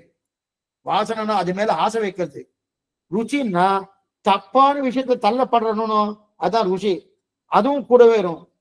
இது வந்துட்டோ அப்ப கர்மா வர்றது, வாசனா வர்றது, ருச்சி வர்றது. இதோடு கூட அவனவனுக்குண்டான கண் என்ன, காது என்ன, மூக்கு என்ன, அதுக்குண்டான இந்திரியங்கள் இருக்கு இல்லையா? மூக்குக்குண்டான இந்திரியம், கண்ணுக்குண்டான இந்திரியம், இதெல்லாம் என்ன பண்ணா, இதெல்லாம் அப்படியே சதப்பிண்டம். இதெல்லாம் சதப்பிண்டம் கிடையாது, சூஷ்மமான இந்திரியம். அடிக்கடி சொல்லிட்டே இருக்க. நம்ம வாயால பேசுறேன்னா வாய் இல்லைன்னா பேச முடியாது சுவாமி எப்படி சொல்றோம்னா, வாயில ஒரு வாக்கிந்திரியம்னு ஒண்ணு இருக்கு. அந்த வாக்கிந்திரியம் சூஷ்மமான இந்திரியம். அந்த இந்திரியம் இருந்தா தான் பேச முடியும். இப்ப இந்த சூஷ்மமான இந்திரியம் உள்ள இருக்கு இல்லையா, அதையும் எடுத்துக்கொண்டுதான் போறோம். அப்ப நம்ம ஒரு ஜன்மாலிருந்து அடுத்த ஜன்மா போகும்போது முதல்ல கர்மா போறது, அதுக்கப்புறம் வாசனா போறது, அதுக்கப்புறம் ருச்சி போறது, அதுக்கப்புறம் இந்த சூஷ்மமான இந்திரியங்கள் போறது. சரி சுவாமி, எனக்கு இந்த ஜென்மால நான் மனுஷனா பிறந்திருக்கேன், அடுத்த ஜென்மா நான் சிங்கமா பிறந்து வச்சுக்கேன். அப்ப மனுஷனுக்குண்டான அந்த அதே வாசனா, அதே ருச்சி, அதே போல இருக்கக்கூடிய எனக்கு இந்திரிய சூஷ்ம இந்திரியம் போறதுன்னு. இப்ப எனக்கு சூஷ்ம இந்திரியம் நல்லா பேசிட்டு இருக்கிறோம். அப்ப நான் சிங்கமா பிறனா பேசுவேன், நான் பேச முடியாது. அதைத்தான் முன்னாடியே சொன்னேன். என்னுடைய கர்மத்தால அந்த சரீரம் எடுத்தபடியாலே என்னால கர்ஜிக்க முடியுமே தவிர பேச முடியாது. என்ன தெரியுதா? கர்ஜிக்க முடியுமே தவிர பேச முடியாது. அதனால கண்டிப்பா இதெல்லாம் போறது. ஏன்னா இதெல்லாம் அத்தனையும் போகுது சூழ்நிலை. அதை எடுத்துக்கொண்டுதான் போறோம். அப்ப அது அது எதுவரையில் அவரோடு இருக்குன்னா சரி, எப்ப அது வரைக்கும் சுவாமி இருக்கும்? எது வரைக்கும் இருக்கும்? இந்த சூஷ்ம இந்திரியங்கள் எது வரைக்கும் இருக்கும்? வாசனா ஆகட்டும், ருச்சி ஆகட்டும், கர்மம் எது வரையும் இருக்கும்? எது வரைக்கும்னா இருக்குன்னா இவரு ஸ்ரீவைகுண்டம் போயாச்சுன்னா கிளம்பி போயிடுவது, அது இருக்காது. இருக்கட்டும், ஸ்ரீவைகுண்டம் போயாச்சுன்னா அப்ப அந்த சூஷ்ம இந்திரியங்கள்லாம் அங்க போக முடியும்னா அங்க போக முடியாது. அப்ப அது என்ன அர்த்தம் அதை பார்க்கணும். அது அது ஒரு பக்கம் நீங்க அப்படியே தெரியும் அப்படியே வச்சுட்டு இருக்கோம். நிறைய இருக்குது, நிறைய விஷயங்கள் இருக்கு. கொஞ்சம் ஃபாஸ்டா தான் சொல்லிட்டு இருக்கேன். என்ன சொல்றேன், இப்ப ஸ்ரீவைகுண்டம் போறது அப்புறம் பார்த்துக்கலாம். இப்ப முதல்ல இந்த சூஷ்மமா இந்திரியம் இருக்கு இல்லையா, அது எடுத்துன்னு போறோமோனோ, அது எது வரைக்கும் சுவாமி இருக்கும்? அவரோடு இருக்கு இல்லையா? ஒரு பிரளய காலம், ஒரு பிரளயம், மகா பிரளயம் வந்துட்டு மறுபடியும் மகா பிரளயத்துக்குள்ள நான் கோட்டாவானு கோடி ஜன்மங்கள் எடுத்து வச்சுக்கேன், அது வரைக்கும் என்கிட்டயே தான் இருக்கும். அது வரைக்கும் என்கிட்ட தான் இருக்கும். அப்ப பிரளயம் மகா பிரளயம் வந்துட்டு, மகா பிரளயம் வந்துன்னு இந்திரியம் எல்லாம் போயிடும். ஆனா ஆத்மா அழிய மாட்டார். என்ன பாருங்க, ஆத்மா அழிய மாட்டார், ஆத்மாவின் கர்மமும் அழியாது. ஆனா அந்த ஆத்மாவுக்கு உண்டான இந்திரியம் எல்லாம் போயிடும். சூஷ்ம இந்திரியம் என்னது? என்னென்ன இந்திரியம்? கண், காது, மூக்கு முதலான சூஷ்ம இந்திரியங்கள் இருக்கு இல்லையா, அந்த இந்திரியங்கள்லாம் போயிடும். ஆனா ஆத்மா அழிய மாட்டார், ஆத்மாவுடைய கர்மம் அழியாது. மகாபரணம் முடிஞ்சு மறுபடியும் வராலும், மறுபடியும் பிறக்க வரணும், பறக்கிறணும். அப்ப மகாபரணம் பிரளயம் முடிஞ்ச உடனே எல்லாருக்கும் மோட்சம் தான் கிடையாது. மகாபிரளயம் முடிஞ்சா மோட்சமான மோட்சம் தான் கிடையாது. அப்ப என்னன்னா என் கர்மம் முடிஞ்சாதான் மோட்சம். ஆனா இதற்குள்ள மகாபிரளயம் வந்துட்டா அத்தனை ஜீவாத்மாக்களும் மறுபடியும் சிட்டி ஆரம்பிக்கும் வரையில் அச்சித்த போல கடக்க வேண்டியதுதான். ஒவ்வொரு ஜீவாத்மாவும் அச்சித விதேசனத்தை போல, இது ஸ்ரீபத்ம எடுத்துக்க இருக்கட்டும், அப்படி அச்சித்த போல ஒவ்வொருத்தரும் கடக்க வேண்டியதான், அப்படியே கடக்க வேண்டியதான். ஜடப்பொருளோடு ஜடப்பொருளா ஒரு ஞானமற்ற தன்மையா ஒண்ணு பிராணம் போயிடுச்சுன்னா இது எப்படி இருக்கும்? இந்த சரீரம் அப்படியே கிடக்கும். அந்த மாதிரி ஒவ்வொரு ஜீவாத்மா அப்படியே கிடக்கும். அப்படி ஜடப்பொருளா இருக்கும். ஜடப்பொருள் இந்த ஆத்மாவுக்கு கூடவே இருப்பார், ஜடத்தை போல இருப்பார். ஒண்ணும் இல்லாம ஞானம் இருக்கும். ஆனா அந்த ஞானம் அவர் பிரகாசிக்கிறதுக்கு வாய்ப்பே இல்லாமல் இருக்கும். இவனுக்கு ஏதா பண்ணுமே சுவாமி, இவன் இப்படியே இருந்து அப்ப கர்மா கூட இருக்கு. இந்த மகா பிரளயம் வந்தாலும் கர்மா கூடவே இருக்கும். ஆத்மா அழியாது, ஆத்மாவும் இருக்கிறது. ஆனா ஆத்மாவுக்கு ஏதாவது ஞானம் ஏதா இருக்குமானா ஒண்ணுமே இருக்காது, அப்படியே அச்சித்த போல இருந்துட்டு இருக்கும். அப்ப பகவான் பாப்பார், இவன் ஏன் இந்த மாதிரி இருந்துட்டு இருக்கான், இவனுக்கு தான் பண்ணணுமேன்னு சொல்லிட்டு அப்ப என்ன பண்றார்? திட்டிக்கிறார். திட்டித்தாதான் இவன் கர்மத்தை தொலைப்பான். கர்மத்தை தொலைத்தது என் திருவடி பட்டுக்கிறதுக்குதா. அப்ப புதியதாக என்ன பண்ணாரு?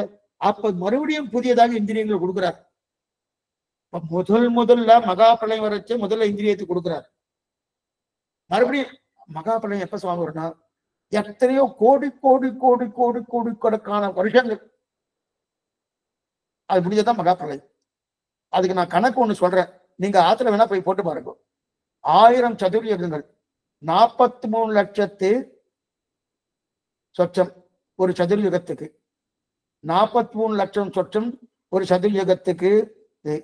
நம்ம 4,32,000 இதை வந்து 10,000 43 லட்சத்து 24,000 வருஷங்கள் ஒரு சதுர்யுகம். அதை 1000ஆல பெருக்கிங்க. 43 லட்சத்துக்கு சொச்சம் வருஷங்கள் அதை 1000ஆல பெருக்கினா என்ன வருதோ தெரியாது அடியனுக்கு. என்ன வருதோ அதுதான் பிரம்மாவுக்கு ஒரு பகல் பொழுது. மறுபடியும் 43 லட்சம் சொச்சத்தை 1000ஆல பெருக்கிறேன்னா பிரம்மாவுக்கு ராப்பொழுது. அந்த ராப்பொழுது முடிஞ்சதுக்கு அப்புறம் அதுக்கப்புறம் சிருஷ்டிக்க ஆரம்பிப்பார். இது பூபு புபகா சுபகா 3 லோகம் அழிஞ்சிடுறது, அதை மட்டும் சிருஷ்டிக்கிறார். சிருஷ்டித்த உடனே அந்த மாதிரி மறுபடியும் ஒரு என்னது 100 வருஷம் ஆகும். அது ஒரு நாள் பிரம்மாவுக்கு. அந்த மாதிரி ஒரு மாசம். எத்தனை வருஷங்கள் சுவாமி? கோடி கோடி கோடி கோடி கோடி கோடி கோடி கோடியான வருஷங்கள். அத்தனை வருஷங்கள் போயிடுச்சுன்னா அப்பதான் இந்திரியங்கள் இல்லை. அது வரைக்கும் நான் கோடி கோடி கோடி கோடி கோடி கோடி கணக்கான ஜன்மா எடுக்கிறேன். அது வரைக்கும் கூடயே வந்துட்டு இருக்கும். ஆனா அதற்குள்ள மனுஷ பிறவி வந்துருச்சுன்னா உடனே தீவிரம்புதல் போய் அந்த ராமானுஜ திருடி பத்தியாச்சுன்னா வீடு வெட்டி வீடு நிச்சயமா கிடைக்கும். எந்த வீடு? பெரு வீடு இருந்தவரும் பெரிய வீடு போகலாம், இருக்கட்டும். அப்படி இருக்கச்சே அப்ப மகா பிரளயம் வரணுமோனா அப்பதான் அடியும். இதுக்கு எதுக்கு சொல்றாருன்னா, ஆக நாம் பகவான் சிருஷ்டி கிடையாது, புதியதாக இந்திரியங்களை கொடுக்குறான். மகா பிரளயம் வந்த உடனே இந்திரியத்தை புதியதாக கொடுக்குறான். அப்ப அதுவரை எதுவுமே இல்லாம இருக்க இந்த அச்சித்த போல இருக்கானோ. ஆக இந்திரியங்கள் அழியணும் என்றாலே மகா பிரளயம் வரணும், அப்பதான் அழியும். அது வரைக்கும் இந்திரியங்கள் அழியவே அழியாது. மகா பிரளயம் வர்றதுக்கு எத்தனை வருஷங்கள்? கோடி கோடி கோடி கோடி கோடி கோடி கோடி கோடியான வருஷங்கள். 1000 கோடியா? கோடிக்கு கோடி அப்படி சேர்த்துக்க வேண்டியதான் அத்தனை வருஷம். சரி, அதன் பிறகுதான் நானும் மறுபடியும் பிறக்கிறோம். ஏன்னா இன்னும் மோட்சம் போகல, மோட்சம் போகணும் பிறக்கிறோம். இப்ப நாம் பிறக்கும் போது அந்த சூஷ்ம இந்திரியங்கள் மறுபடியும் எனக்கு கிடைக்கிறது. இப்ப இதே விஷயத்தை வேற மாதிரி பார்ப்போம். இது வரைக்கும் பார்த்துட்டு இது வரைக்கும் புரிஞ்சிருக்குன்னு நினைக்கிறேன். மறுபடியும் சொல்றேன், ஒண்ணுமே இல்லை. நமக்கு சூஷ்ம இந்திரியங்கள் கிடைச்சதோனும் கண் காது மூக்கு செவி, அதே போல வாயு உபஸ்தம் இதெல்லாம் கிடைச்சதோனும், இதெல்லாம் வாக் பாணி பாத பாயு உபஸ்தம் இதெல்லாம் கிடைச்சதோனும் எல்லாம் சூஷ்பங்கள். இந்த சூஷ்பங்கள் ஒவ்வொரு பிறவிக்கு புதியதாக கிடையாது. மகா பிரளயத்துல நம்ம கொடுத்துறான் பகவான். அதுவேதான் மறுபடியும் மகா பிரளயம் வரும் வரைக்கும் அது ஒவ்வொரு பிறவிக்கும் அது கூடவே வந்துட்டு இருக்கும். எது நம்ம பிராணம் போயிடுச்சுன்னா நம்முடைய கர்மா கூட வரும், வாசனா கூட வரும், அதே போல ருச்சி கூட வரும், இந்த சூஷ்ம இந்திரியங்களும் கூட வரும். அடுத்த பிறவி என்ன பிறவி? சிங்கம் பிறவியா, பாம்பு பிறவியா, பல்லி பிறவியா, தேல் பிறவியா, ஒரு புழுவா பிறக்கிறோமோ இல்ல மரமா பிறக்கிறோமோ ஒரு கல்லா பிறக்கிறோமோ எதுவா இருந்தாலும் சரி அந்த பிறவிக்கு அது போயிடும். அது போயிட்டு அது அங்கேயே இருந்துருக்கும். மறுபடியும் இது எப்ப போகும்னா அந்த மகா பிரளயத்துக்குள்ள நான் மோட்சத்துக்கு போறேன்னா அந்த மறுபடியும் மகா பிரளயம் உண்டு விட்டுன்னா அப்ப இந்த பூத சூஷ்மங்கள் இதெல்லாம் அழிஞ்சிருத்துன்னு வச்சுக்க. மறுபடியும் பகவான் சிருஷ்டிக்கிறான். அப்ப நம்ம எப்படி இருக்கோம்? அச்சித்த போல இருக்கும். இப்ப அச்சித்த போல இருக்காலே இவர் மோட்சம் சேரணம் பண்றதுக்காக பகவான் நமக்கு என்ன பண்றார்? இந்த பூத சூஷ்மங்கள் மறுபடியும் கொடுக்குறான். கொடுத்த உடனே மேற்கொண்டு நம்ம மோட்சம் போகலையோ மறுபடியும் படைந்துட்டே இருக்கும். இது ஒரு நிலை. இப்ப வேறு மாதிரி பார்ப்போம். என்ன மாதிரின்னா, இப்ப பிராகிருத பிரளயம் மகா பிரளயம் வரல, என்ன பதுக்கும் மகா பிரளயம் வரல. ஆனா எனக்கு மோட்சம் கிடைச்சிட்டா இப்ப இந்திரியங்கள் என்ன ஆகும்? இது நம்ம விஷயம். இப்ப இந்த ஜென்மால மோட்சம் போற போனோம். இப்ப இந்த பூத சூஷ்பங்கள் இருக்க சுவாமி. என்னென்ன சூஷ்பங்கள்? கண் காது மூக்கு செவி இதெல்லாம் இது சூஷ்மம் இந்திரியம் இருக்கணும். வாக் பாணி பாதி உபஸ்தம் இதெல்லாம் சூஷ்மமா இருக்கணும். இந்த சூஷ்மம்னா நான் சீவை கொண்டு போனா என்னோட வருமா? ஏன் இது சொல்லிட்டு இருக்கேன்னா, இங்க நான் வேறு பிறவி எடுத்தேன்னா அது மனுஷ பிறவியா இருக்கட்டும், மிருக பிறவியா இருக்கட்டும், அல்லது மரமாக இருக்கட்டும், எதுவா இருந்தாலும் கூடவே வந்துடுறது. அது கூட வந்துடுறது. அதே போல இப்ப நான் ஆச்சார அனுகிரகத்தால சீவைக்கு கிளம்பிட்டேன். இப்ப இந்த இந்திரியங்களை கூட வரணும்னு. ஏன்னா மகா பிரளயம் வரலையே. மகா பிரளயம் வந்தா தானே அழியும். அதுக்கு முன்னாடியே நான் மோட்சத்துக்கு போயிட்டு இருக்கணும். அப்ப போயிட்டு இருக்கிறபடியாலே இப்ப எனக்கு இதெல்லாம் கூடவே வரும்னா வராது. ஏன் சுவாமி வரானா? இதெல்லாம் பிராகிருதம். இந்த சூஷ்பங்கள் இருக்கு மூல பிரகிருதியால பண்ணப்பட்டதான் இந்த சூஷ்பங்கள். இந்த கண் காது மூக்கு செவி நாக்கு தோல் இதெல்லாம் மூல பிரகிருதியால பண்ணப்பட்டது. அப்ப பிராகிருதமாக இருக்கக்கூடிய வஸ்து எல்லாம் அப்ராகிருதமாக இருக்கக்கூடிய ஸ்ரீவைகுண்டத்தில் அனுமதி கிடையாது. என்ன பண்ணீங்க? அப்ராகிருதமா இருக்கக்கூடிய ஸ்ரீவைகுண்டத்துக்கு பிரவேசம் பண்ணுவதற்கு அனுமதி கிடையாது. அப்ப இது இத்தனையும் பிராகிருதம், அது அப்ராகிருதம். ஸ்ரீவைகுண்டம் அப்ராகிருதம், இது பிராகிருதம் ஆனா ஸ்ரீவைகுண்டம் பிராகிருதத்தால் உருவாக்கப்பட்டதல்ல, அப்ராகிருதம். அப்ப ஸ்ரீவைகுண்டம் அப்ராகிருதம், நித்திய உபதி. நாம் இருப்பது எல்லாம் பிராகிருதம். இந்த சரீரத்தில் இந்திரியங்கள்லாம் பிராகிருதமான இந்திரியங்கள்.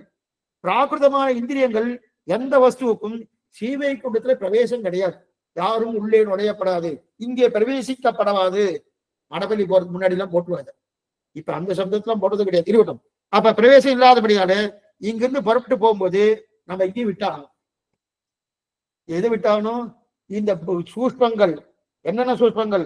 கண், காது, மூக்கு, நாக்கு, தோல் உண்டான சூஷ்பங்கள், வாக்பாணி, பாத, பாது, உபஸ்தத்துக்கு உண்டான சூஷ்பங்கள் இங்கே விட்டானோ. விட்டாச்சுன்னா அது அழியுமா, இருக்குமா, என்ன ஆகும், ஏதாகும்? சரி சுவாமி, இப்ப இங்க விட்டா அது அழிஞ்சு போயிடுமா? ஏன்னா அனந்த கோடி ஜென்மாவா என்னோட இருந்திருக்கு சுவாமி. அது அனந்த கோடி. ஒண்ணும் வேண்டாம், நம்ம ரயில் பிரயாணம் பண்றோமோ, அந்த காலத்துல தில்லி போறோம்னா 3 நாள் ஒருத்தர் ரொம்ப அந்யோன்யமா இருக்கான், ரொம்ப அந்யோன்யமா இருக்கான். முதல்ல அவர் இவாரே அவாரும் தெரியாது. போய் முதல்ல போயிருக்கிறது முதல்ல சண்டையில தான் ஆரம்பிக்கும். அதுக்கு ஒரு 2 பேரும் சமாதானம் ஆயிடும், ரொம்ப அந்யோன்யம் ஆயிடுவா. உங்களை விட்டு பிரியறமே ரயில்ல இருந்து இறங்கட்டு ஒருத்தர் முன்னாடி இறங்குவார், ஒருத்தர் பின்னாடி இறங்குறது. அதே தில்லியிலேயே முன்னாடி இறங்கச்சு பிரியறமே கண்ணும் கண்ணீருமாக இருந்துட்டு இருப்பாரு வச்சுக்கோ. அதே போல இத்தனை ஜன்மான நம்மோட இந்த எந்திரம் இருந்து கல்யாணம் பண்ணியிருக்க சுவாமி. இப்ப அடிய மோட்சத்தை கொடுத்துட்டா பெருமாள், அடியேன்னு கிளம்பி வந்துட்டேன். இப்ப இந்திரியம் அழிந்து போடுமான்னா அழியாது, அழிவே அழியாது. அப்ப என்ன ஆகும்? அது பிராகிருத பிரளயம் வரையில அப்படியே இருக்கும். ஏன்னா இதை அழிக்கிறதுக்கு வழி தெரியாது. நல்லா பார்த்துக்கோ, அந்த இந்திரியங்கள் அப்படியே இருக்கும். இந்த பிராகிருத பிரளயம் வரைக்கும் அதுக்கு வழி தெரியாது. இது பிராகிருத பிரளயம் வரும்போதுதான் அது முன்னாடி இருக்கக்கூடிய நிலையை அடையும். அது பிராகிருத பிரளயம்னா என்னது? மகா பிரளயம். பிரம்மாவுக்கு ஆயுள் காலம் முடியறதோனோ அப்பதான் அது அழியும். அப்ப முன்னாடி இருந்த நிலையை அது அடையும். இப்ப இது இத்தனையும் இது சொன்னா இதெல்லாம் எங்கிருந்து வந்துருது? சாத்விக அகங்காரத்திலிருந்து வலித்து அதன் பிறகு சாத்விக அகங்காரானது மகானோடு சேர்ந்து மகானிலிருந்து பிரகிருதியோடு சேர்ந்து லயிக்கணும். இப்ப என்ன எடுத்துட்டு இதெல்லாம் எங்கிருந்து வந்திருக்கு? முதல்ல பிரகிருதியிலிருந்து மகான், மகானிலிருந்து அகங்காரம், அகங்காரம் 3ஆ பிரியுது. 3ஆ பிரிஞ்ச உடனே சாத்விக அகங்காரம், ராஜச அகங்காரம், தாமச அகங்காரம். சாத்விக அகங்காரத்திலிருந்து கர்மேந்திரியங்கள், ஞானேந்திரியங்கள். அதே போல அந்த சாத்விக அகங்காரம் வந்து தோணும். அது வறட்சி என்ன ஆகும்னா முதல்ல என்ன ஆகும்னா சாத்விக அகங்காரத்தை போய் லயிக்கும். பிரளய காலத்துல என்ன பாருங்க, மகா பிரளயம். இந்த பூத சூஷ்பங்களாக இருக்கக்கூடிய இந்திரிய சூஷ்பங்கள்லாம் என்ன பண்ணா முதல்ல சாத்விக அகங்காரத்தை லயிக்கும். சாத்விக அகங்காரமானது என்ன பண்ணுனா மகானோட லயிக்கும். அந்த மகான் என்ன பண்ணுனா பிரகதியோடு லயிக்கும். அது வரையில் இந்திரியங்கள் வீணா போகும். அப்படியே இருக்கு இந்திரியம் வீணா அப்படியே இருக்கும். சரி சுவாமி, அப்ப அதெல்லாம் என்ன பண்ணிட்டு இருக்கோம்? அந்த இந்திரியங்களை என்ன பண்ணீங்கன்னா வெறுமனே அந்த கடாகத்துல மிதந்துட்டே இருக்கும். ஏன்னா அது சூஷ்பமா இருக்கிறது தானே, ஸ்தூலம் கிடையாது, நம்ம கண்ணுக்கே தெரியாது. இப்ப வாக்கிந்திரியம் நம்ம கண்ணுக்கு தெரியாதா? கிடையாது. அடிநாக்கில் இருக்குன்னாரு, அடிநாக்கில் கொஞ்சம் பைனாக்குள்ள வச்சு பார்க்கலாமா சுவாமி? அதே போல உனக்கு காது இந்திரியம் சொன்னிடணும், அதை கொஞ்சம் காதுக்குள்ள இது போட்டோ எல்லாம் எடுக்கிறாள், அந்த மாதிரி ஒரு எக்ஸ்ரே எடுத்து பார்க்கலாமான்னு தெரியாது. ரொம்ப சூஷ்மம், அவ்வளவு சூஷ்மா இருக்கணும். அதனால அண்ட கடாகத்தை அது மதந்து இருக்கும். அல்லது இன்னொன்னு வேற சொல்லிட்டு இருக்காங்க, அந்த இந்திரியங்களை வேறு ஒருத்தர் குறையாக இந்திரியங்கள் இருப்பவர்கள் அதை உபயோகப்படுத்தி உண்டு என்கிறார். வேற ஒருத்தருக்கு இந்திரியங்கள் சரியா இல்லைன்னு வச்சுக்கோ, அவா இதை உபயோகப்படுத்துறாங்க அப்படின்னு சில பேர் சொல்றா. அப்படின்னா நானாக இந்த இந்திரியங்கள் எடுத்து இன்னொருத்தர் கொடுக்கலாமன்னா, அதாவது சொல்றேன், சிலதுலாம் இந்த மாதிரி கேள்வியெல்லாம் கேட்கறா பாருங்க. நானா இதை கொடுக்கலாமன்னா கொடுக்க முடியாது. இப்ப பகதீஷன் காலேஜ் ஒரு நாள் கேட்டேன், எதுக்கு இதை சொல்லிட்டு இருக்கேன்னா, இந்த சந்தேகத்தை நிறைய பேர் கேட்பான். அதே ரகசிய கிரந்தங்கள் சந்தேகம் கேட்பாருன்னா கேட்க மாட்டான். பௌதிக காலம் சந்தேகம் கேட்பான்னு கேட்க மாட்டான். அடி இப்ப கேட்க வேண்டாம்னு சொல்ல, தாராளமா கேட்கலாம். இதே ஒரு விருப்பம் அதுலயே வரணும், இருக்கட்டும். எதுக்கு சொல்ல வந்தேன்னா, இப்ப இப்ப இதை கொண்டு வந்து கொடுக்குறாய், இன்னொருத்தர் கொடுக்க முடியுமான்னா அந்த மாதிரி கொடுக்கறான்னு சில சாருடைய கருத்து. ஆனா சாஸ்திரம் என்ன சொல்றதுன்னா அங்கேயே மிதந்துட்டே இருக்கும், அங்கேயே மிதந்துட்டே இருக்கும். திருப்பி அது எப்ப சுவாமி அழியும்னா மகாபிரளயம் வருமானோ அப்ப அழியும். மகாபிரளயம் வருவது இவர் மோட்சத்துக்கு போகலைன்னாலும் இவருடைய பூதமாக இருக்கக்கூடிய சூஷ்ம இந்திரியங்கள் எல்லாம் அழியதான் போறது. அப்ப அழியதான் எல்லாத்துக்குமே அழிஞ்சிடும், எல்லாத்தையும் அழிஞ்சிடும். எல்லா ஆத்மாவும் அஜித்த போல இருக்கும். ஒரு ஆத்மாவுக்கும் சூஷ்ம இந்திரியங்களுக்கு அது. யாருக்கு? பிரம்மா தொடங்கி பிரம்மா மோட்சம் போயிருக்க, சிவனுக்கு மோட்சம் போகக்கூடிய தருணம் இருந்தா மோட்சம் போறாரு, இல்லைன்னா அவரும் அதே போல அந்த சிவனுங்கிற சிவன் பதவி, அந்த ஆத்மா இதே போல அச்சித்த போலதான் இருந்தாகணும். இந்திரனுடைய பதவி, அந்த ஆத்மா அதே போலதான் இருந்தாகணும் அப்படின்னு தெரியா. ஆக இது இதுக்கு சொல்ல வந்தேன்னா நிறைய புரிஞ்சு கொள்ளலாம்.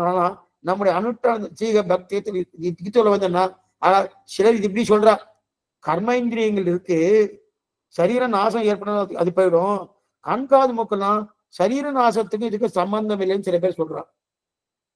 சில பேர் வாப்பாணி பாதம் எல்லாம் கண் முன்னாடி சரீரம் எரிவது தெரியுது இல்லையா, அதோட போயிடுறது அப்படின்னு சில பேர் சொல்றான். ஆனா சாஸ்திரம் அப்படி சொல்ல, சூஷ்ம இந்திரியங்கள்லாம் போவதே கிடையாது. அது மதந்தின் இருக்கு. மதந்தின் இருக்குன்னா அந்த மதந்து இருக்க செய்தே அது எப்ப போகும்னா, நம்ம எதுக்காக சொல்றதுன்னா இதெல்லாம் நம்ம அர்ச்சராஜ மார்க்கத்திலையும் பார்த்திருக்கோம், அர்ச்சராஜ மார்க்கத்தையும் இதை நம்ம பார்த்துருக்கோம். அப்ப சூஷ்ம இந்திரியங்கள் என்ன ஆகுது அங்கேயே இது பார்த்துருக்கோம். இது சொல்ல வந்தேன்னா ஆக இது தெரியுது இல்லையா. அப்ப கர்மேந்திரியங்கள் சரீரம் நாசம் ஏற்பட்ட அதுவும் போயிடுன்னு நினைக்கிறா இல்லையா, அந்த மாதிரி இல்லை. அதுக்கு மாத்திரம் இல்ல, அதாவது ஒருத்தர் உயிர் பிரிஞ்சு போயிடுச்சுன்னா சரீரத்தை தகனம் பண்ணும்போது அதோடு கர்மேந்திரியங்களும் அழிந்து விடும் சொல்றா இல்லையா, அப்படி அழியாது கர்மேந்திரியம். ஏன்னா அது சூஷ்மம், அது அழியாது. அது மட்டும் இல்ல, இந்த வார்த்தை பிரம்மசூத்திரத்துக்கு விரோதமானது. வியாசர் அப்படி சொல்லல, ஸ்ரீபாஷ்யத்துக்கு விரோதமானது, பிரம்மசூத்திரத்துக்கு விரோதமானது.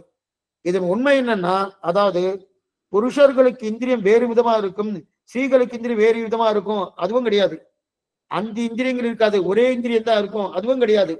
இத்தனை வாதமும் தள்ளுபடி. அவ எந்த சரீரத்தை எடுத்துக்கிறாளோ அந்த சூஷ்ம சரீரம், அந்த அந்த சூஷ்ம இந்திரியம் அந்த சரீரத்துக்கு அனுகுணமாக அது வேலை செய்யும். பெண் சரீரத்தை எடுத்துட்டா வச்சுக்கேன், அந்த சூஷ்ம இந்திரியம் அந்த பெண் சரீரத்துக்கு தகுந்த மாதிரி வேலை செய்யும். ஆண் சரீரத்தை எடுத்துட்டா வச்சுக்க, இது மனுஷன் சொல்லிட்டு இருக்கேன், ஆண் சரீரத்தை தகுந்த மாதிரி அது வேலை செய்யும். இதுதான் இருக்கக்கூடிய நிலை. ஆக அதை எடுத்துட்டு போய் ஆகணும் இல்லையா. ஆக இப்ப எதுக்கு சொல்லணும்னா, ஜென்மம் பெண்ணா கூட இருக்கலாம், அப்படி என்னன்னா இதெல்லாம் பொருந்தாது நீங்க சொல்லக்கூடிய. ஆக இந்திரியம் தனி, புருஷ இந்திரியம் தனி என்பதெல்லாம் கிடையாது. இந்திரியம் எல்லாருக்கும் ஒண்ணுதான். கர்மாதீனமாக எடுத்துக்கொண்ட சக்தியின்படிதான் உபயோகப்படணும், அவ்வளவுதான். தர இந்த இந்திரியம் வேறு அந்த இந்திரியம் வேறு அந்த இந்திரியம் கிடையாது. இந்திரியம் எல்லாருக்கும் இவர் இந்திரியம் பொதுவா பகவான் சிருஷ்டிக்கிறார். சிருஷ்டித்த உடனே அவரவர்கள் கர்மானுகுணமாக சரீரத்தை கொடுக்கிறாருனோ அந்த சரீரத்துக்கு தகுந்த, இதெல்லாம் தர்மபூத ஞான வர்த்தியம் நான் சொல்றேன், அந்தந்த சரீரத்துக்கு தகுந்தாற் போலதான் அது கிடையாது. அதனால இந்த இந்திரியங்கள் சூஷ்ம இந்திரியங்கள் இருக்கு இல்லையா, ஸ்ரீவைகுண்டம் போகும்போது இவர் எடுத்துன்னு போக மாட்டார். ஆனா இங்கேயே மறுபிறவை எடுக்கிறார் வச்சுக்கோ, அப்ப கூடவே இருக்கும், கூடவே இருந்து சரி சுவாமி இங்கிருந்து நரகத்துக்கு போனார் கூடவே போயிடும், அது சொர்க்கத்துக்கு போனார் கூடவே போகும். எங்கெல்லாம் பிராகிருதமான தேசமோ எக்ஸப்ட் நித்திய விபூதி, நித்திய விபூதியை தவிர வேற எங்கேயும் போனாலும் கூடவே போயிடும். நித்திய விபூதியில அப்ராகிருதம் தான் அங்க இருக்கும், அதே பிராகிருதம் இருக்காதுன்னு தெரிவிக்கிறார். மேற்கொண்டு நிறைய விஷயங்கள் இருக்கு, என்னன்னு நாளைக்கு பார்ப்போம். ஆழ்வார் பெருமானாற்றிய திருவடிகளே சரணம், ஆச்சாரியன் திருவடிகளே சரணம், பாகவதால் திருவடிகளே சரணம். சந்தேகம் எதா இருந்தால் அவசியம் கேட்டு பிரார்த்திக்கிறேன். நாளை காலை 10 மணிக்கு பாகவத காலட்சேபம் உண்டு.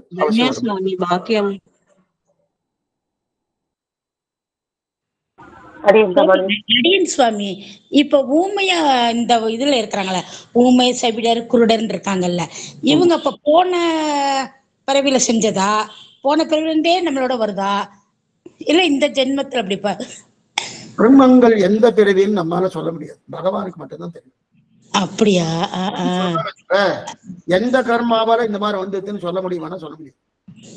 ஓ, அது பகவானுக்கு மட்டும்தான் தெரியும், வேற யாருக்குமே தெரியாது. ஓஹோ, அந்த கணக்கு அவர் தான் வச்சுட்டு இருக்காரு. உம் இப்ப இந்திரியங்கள் கூடவே வருதுன்றப்ப கர்மா அப்படின்றப்ப அப்ப அவங்களுடையது இந்த பிறவியில அவங்க ஊமையா இருக்கிறாங்கன்னா அதான் கேக்குறேன். அவனுடைய கர்மாதீனம் அது. ஓ. அவனுடைய கர்மாதீனம். அந்த கர்மாதீனத்தால் ஏற்படும். அது பகவானுடைய இதுதான், நம்ம எதுவுமே நிர்மாணிக்க முடியாது. உன்னுடைய கர்மத்துக்கு தகுந்த அப்புறம் அவர் நிர்மாணிக்கிறார். கர்மத்துக்கு அவரா நீ நாசமா போகணும் அவர் நிர்மாணிக்கல. உன்னுடைய கர்மத்துக்கு தகுந்த நீ என்ன பரீட்சையில என்ன எழுதுறியோ அதுக்கு தகுந்த மார்க்கு கரெக்ட் எழுதினீன்னா உனக்கு 90 மார்க் வரும். சரியா எழுதுறன்னா 50 மார்க் வரும். இன்னும் மோசமா ஃபெயில் மார்க் 20 மார்க் வரும்.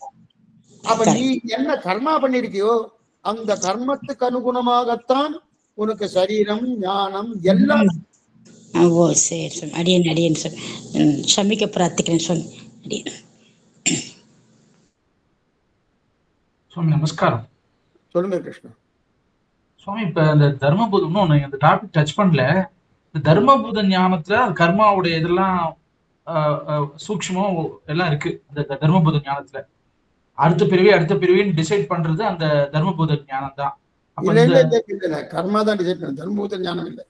தர்மபூத ஞானம் வேறு, கர்மா வேறு. தர்மபூத ஞானத்துக்கும் அடுத்த பிறவி டிசைட் பண்றதுக்கும் தர்மபூத ஞானத்துக்கும் சம்பந்தமே கிடையாது. தர்மபூத ஞானம் வேறு, தர்மபூதத்துக்கும் கர்மாவுக்கும் சம்பந்தமே இல்லை. இப்ப நான் பேசிட்டு இருக்கேன், பேச்சு இந்திரியம் பேசுறது, பேச சொல்லி ஆத்மா நியமிக்கிறது. ஆத்மா கிட்ட எனக்கு வருதணும் ஒரு ஞானம், அந்த ஞானத்துக்கு தான் தர்மபூத ஞானம்னு பேரு. இப்ப நம்மளுடைய திறமை நம்மளுடைய இது எல்லாமே அந்த கர்மாப்படி, அந்த கர்மா எங்க ஒளிஞ்சிருக்கும், அதாவது எங்க இருக்கும், அது தர்மபூத ஞானத்துல தானே இருக்கும். இல்ல இல்ல இல்ல இல்ல அது கிடையாது. தர்மபூத ஞானத்துக்கும் கர்மாவுக்கும் சம்பந்தமே இல்லை. அங்க வரைச்ச நல்லா விரிவா சொல்றேன். சரி, தர்மபூத ஞானம் வரைச்ச நல்லா விரிவா சொன்னேன். இதுக்கும் சம்பந்தமே இல்லை. சம்பந்தம் இல்லை சுவாமி. எந்த கேள்வி இந்த சூட்சும இந்திரியங்கள்னு சொல்றேன் இல்ல, அந்த சூட்சும இந்திரியம் மறுபடியும் இப்ப நீங்க சொன்ன மாதிரி பிறவி, ஒவ்வொரு பிறவிக்கும் அது புதுசு புதுசா வராது, ஒரே இதுல வரும் அப்படின்னு சொல்லி முதல்ல பிரளயத்துல கொடுத்துருவார், பொதுவா கொடுத்துருவார். அதுக்கப்புறம் உன்னுடைய கர்மத்துக்கு தகுந்தாற் போல அந்த இந்திரியங்கள் வேலை செய்யும். நீ எடுத்துக்கொண்ட சரீரத்துக்கு தகுந்தா போல அந்த இந்திரியங்கள் வேலை செய்யும். புரியல? இப்ப நான் காது நல்லா கேட்கறதுதான், அந்த மாமி கேட்டதுதான், இப்ப ரமணி மாமி கேட்டதுதான், ஒரு நல்ல காது கேக்குது அப்படின்ற அந்த இது அடுத்த இதுல அப்ப நல்ல காது தானே கேட்கணும். அப்ப கர்மா படி காது கிடையாது. அடுத்த ஜென்மால நீங்க ஒரு பறவையா பறந்துட்டேன்னு வச்சுக்கோ, பறவையா வச்சுக்க. அப்ப அந்த கர்மத்துக்கு தகுந்தவரை உங்களுக்கு வாக்கிந்திரியம் வேலை செய்யப்படாத. உங்களால பட்சியால சப்தம் போட முடியுமே தவிர பேச முடியுமா? பேச முடியாது. அந்த நிலை வந்துடுறது. அந்த நிலை வந்துடுறது. சோ அப்ப சூட்சுமன்றது நம்ம நினைக்கிற மாதிரி இந்த பேசுறது, இந்த மனித இதுல இருக்கிற பேசுற அந்த இது வாய் பேசணும் கிடையாது. வாய்க்குள்ள இருக்கிற சூஷ்மமான இந்திரியங்கள் இருக்கிறபடியால வாய் பேசணும். ஓகே, அது அந்த சரீரத்துக்கு தகுந்த மாதிரி. ஒன்னே ஒண்ணு சொல்றேன் புரியத்துக்காக. ஃபேன் சுத்தணும், கரெக்டா ஃபிக்ஸ் பண்ணிக்கலாம், எல்லாம் நல்லா இருக்கு. கரண்ட் இல்லை, ஓடுமா? ஓடாது. ஓடாது. சுவாமி ஃபேன் நல்லா இருக்கு, ஏன் ஓடலன்னா சுவாமி கொடுக்க வேண்டிய கரண்ட் கொடுத்தா தானே. அப்ப கரண்டே இல்லைன்னா ஃபேன் ஓடாது இல்லையா? ஃபேனே இருக்கு, இப்ப வாயே இருக்கு. அந்த வாய்க்கு கரண்ட் போலதான் சூஷ்ம இந்திரியம். ஃபேன் இருக்கு, ஓடலையே சுவாமின்னா கரண்ட் இல்லை. வாய் இருக்கு, பேசலையா, சூஷ்ம இந்திரியம் வேலை செய்யல. புரியுது? புரியுது. பட் சூட்சும இந்திரியன்றது நம்ம அது ஏன் பேசுற? என்னுடைய கர்மானுபவம், என்னுடைய கர்மானுபவம். சரி, என்னுடைய கர்மானுகுணம் நான் பேசாம இருக்கலாமா? இருக்க முடியாது. அதுக்குதான் எனக்கு ஞாபகம் கொடுத்துருக்கேன். இதை பட்சி பேசாம இருக்கும், மிருகம் பேசாம இருக்கும், எனக்கு ஆரோக்கியம் இருக்கணும். அப்ப நான் என்ன பண்ணும்? இனி இந்த மாதிரி இருக்க வேண்டாம், நான் பகவான்கிட்ட பிரார்த்தனை, எனக்கு மனசு கொடுத்துருக்காருன்னு அந்த மனசால நான் பிரார்த்தனை பண்ணா அந்த கர்மம் கொஞ்சம் கொஞ்சமா தொலைவதற்கு உண்டான வாய்ப்புகள் இருக்கு. சில பேர் சில காலம் கழிச்சு பேசுறாலும் சில பேர் பண்ணிட்டு இருக்காருன்னா அதுதான் காரணம்.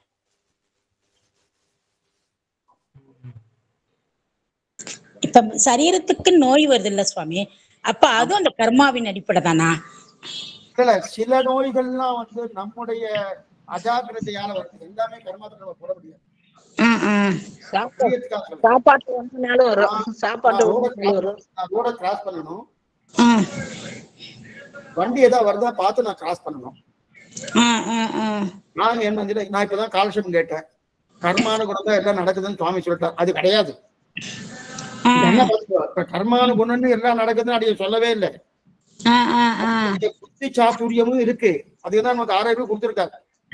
இருந்தாலும் நான் என்ன நினைச்சேன், கர்மான குணம் தான் நடக்க போறது, வரட்டும் வராம போட்டோம், நான் போகணும்னு நினைச்சா போக போறேன், இருக்கணும்னு நினைச்சா இருந்து போறீங்கன்னா கட்டாம போயிடுவேன். அது என்னுடைய அஜாக்கிரதையான போனது, கர்மாவுக்கும் சம்பந்தமே இல்லை. எனக்கு ஞானம் இருக்கு, அந்த ஞானம் எனக்கு பகுத்தறிவு இருக்கு, வைத்துக் கொண்டு இங்க போலாமா கூடாதான்றது நான் தான் ஜாக்கிரதையா இருக்கணும். சரி சரி. அங்க கொண்டு போய் என்னுடைய கர்மா இப்படி மாதிரி நடக்கணும் இருக்கு. ஒருத்தர் கீழே எண்ணெய் ஊத்திருக்காரு, எண்ணெய் ஊத்திட்டான்னு தெரியாது, நான் தான் ஜாகிரதையா நடக்கணும். நான் கீழே விழணும்னு பகவான் எழுதி வச்சிருக்கேன், அவருக்குன்னா வேற வேலையே கிடையாது. புரியுறதா? எல்லாமே கர்மா கிடையாது. சொல்றேன். இந்த பெரிய வியாதிகள், கேன்சர், இந்த மாதிரி வர்ற வியாதிகளுக்கெல்லாம் சிலது நமக்கு தெரியாத வருதெல்லாம் கர்மாதீனம் சொல்றோம். ஓ சரி சரி சரி, சரிங்க சார். தெரிஞ்சு சிலதெல்லாம் பண்றோம் பாருங்க, அதெல்லாம் கர்மாதீனமா வராது. கர்மாதீனம் அது நம்மளால, நம்மளோட இதனால. நமக்கு ஞானம் இருக்குமா, நாம தான் பாத்துக்கணும். எப்படி இருந்தா நமக்கு உடம்பு ஆரோக்கியமா இருக்குன்னு நமக்கு பகவான் சொல்லியிருக்காரு, சாஸ்திரம் சொல்லியிருக்கு. அதன் பிரகாரம் எல்லாம் அந்த உடம்ப நான் கெடுத்துண்டு கர்மாதீனம் சொல்லிட்டு இருந்தா பிரயோஜனம் இல்லை. பிரயோஜனம் இல்லை. அப்பதான் கர்மாதீனம் ஒருத்தரமே யாருமே எதுவுமே பண்ண மாட்டாங்க. சுவாமி நான் பேசாம அப்படியே ஈச்சார்ல உட்கார்ந்துட்டு இருக்கேன், என்னுடைய கர்மாதீனமா என்ன நடக்குமோ நடக்கட்டும், அது போயிடுமே. ரொம்ப தவறு, அப்புறம் லோகமே ரொம்ப தப்பா போயிடும். கண்டிப்பா சுவாமி. புரியுறதா கிருஷ்ணா? சுவாமி புரியுது, பட் அந்த பகுத்தறிவு நம்ம நல்லா இல்லையே சுவாமி, அடியனுக்கு பகுத்தறிவு நல்லா இல்லையா? அதுக்குத்தான் ஆச்சாரியர்கிட்ட போகணும், ஸ்ரீ வைஷ்ணவார்கிட்ட சேரணும், சாது சமாகம் இருக்கணும்னு சொல்றேன். புரியுதா? அதுக்குதான் அவளோட இருக்கணும்ன்றது. அந்த விஷயம் சொல்றதுக்கு காரணமே அதுதான். அது எனக்கு தெரியலையே, எனக்கு எப்படி பேசுறது, எப்படி எனக்கு இது சரி எது தப்புன்னு தெரியலன்னா பெரியவாட்ட போ, அவ காட்ட விழுந்து கேளு, காலட்சேபம் கேளு, உபன்யாசம் கேளு, 4 புஸ்தகத்தை வாசிச்சுக்கோ, நல்ல புஸ்தகத்தை. உனக்கு ஞானம் கொடுத்திருக்காரணும். அதனால்தான் அது. இப்ப சரணாகதி பண்ணிட்டோம்னா பெருசா ஞானத்தாலும் மோட்சம் கிடையாது. இப்ப பெருமாளோட திருவடி பலத்துல தான், அது ஆச்சாரிய திருவடி பலத்துல தான் நமக்கு மோட்சம்னு சொல்லு. இப்ப ஞானத்தை இங்க சம்பாதிக்கிறதுக்கு ரொம்ப சுவாமி இது அடிக்கடி நான் கேட்கறேன்னு, இது நீங்க கொஞ்சம் இதுவும் ஆயிடாதீங்க. ஒன்னும் தப்பே இல்லை, நீங்க எத்தனை தடவைன்னா கேட்கலாம். நம்ம பகுத்தறிவு ஒரு தடவை காலட்சேபம் கேட்டதுனால இது வரப்போறது கிடையாது. தாராளமா கேட்கலாம், கேளுங்க. அப்ப திருவடி பலத்துல தான் வருதுன்னு சொல்லும்போது இந்த ஞானத்தை சேர்த்துக்கிறதுக்கு நம்ம ரொம்ப பிரயத்தனம் பட வேணாம் இல்ல சுவாமி? பிரயத்தனம் பட வேணாம். ஆனா அந்த நம்பிக்கை என்கிட்ட ஃபுல்லா, விசுவாசம் ஃபுல்லா இருக்கு, நம்ம இருக்குமா? அந்த விசுவாசம் இருந்துட்டோம்னா ப்ராப்ளமே இல்லை. பண்ணுமோ பண்ணாதோ, பண்ணுமோ பண்ணுமோ, ஒரு சந்தேக நிலையில வந்துட்டோம்னா அது எப்படி பண்ணுவது? ஓ, அப்ப அந்த மகா விசுவாசம் இந்த காலட்சேபம் கேட்கறதால தான் வருதுன்னு அப்படி எடுத்துக்கலாமா? இல்ல இல்ல, ஆச்சார அபிமானத்திலே வரலாம், காலட்சேபம் கேட்கறதுனால வரலையா, ஆச்சாரிய அனுகிரகத்தானே வரலாம், பகவத் அனுகிரகத்தானே வரலாம், எதுல வேணா வரலாம். எதுல வருது நிறைய கேட்க அந்த அனுபவங்கள் புரியும் சுவாமி. நிச்சயமா, சந்தேகமே. கேட்காம இருக்க வரைக்கும் ஒண்ணும் தெரியாது. ஒரு தடவை கேட்க மறுபடியும் கேட்டாதான் அந்த அனுபவங்கள் நமக்கு தெரியும். எப்பவும் கேட்டுட்டே இருந்தோம்னா நிறைய அனுபவம் வந்துடும். அனுபவம் வர வர வர வர வர என்ன ஆகுனா, அது மேல நமக்கு ஒரு பூர்ணமான நம்பிக்கை ஏற்படும், மகா விசுவாசம் வந்துடும். விசுவாசம் வந்துடுனாலே அதுக்கப்புறம் பகவான், அப்பதான் அவன் திருவடி பூர்ணமா பத்திட்டோன்னு அர்த்தம். அதுக்கப்புறம் அவர் ரட்சிக்க வேண்டிய அவர் பொறுப்பாகிறது. அவரை நம்மகிட்ட நம்ம கையில பார்த்து கிடையாது. யாராச்சும் நம்மளோட இது கிடைக்கணும்னா அவரே பார்த்து நமக்கு அனுகூலமா விட்டுறாரு சுவாமி.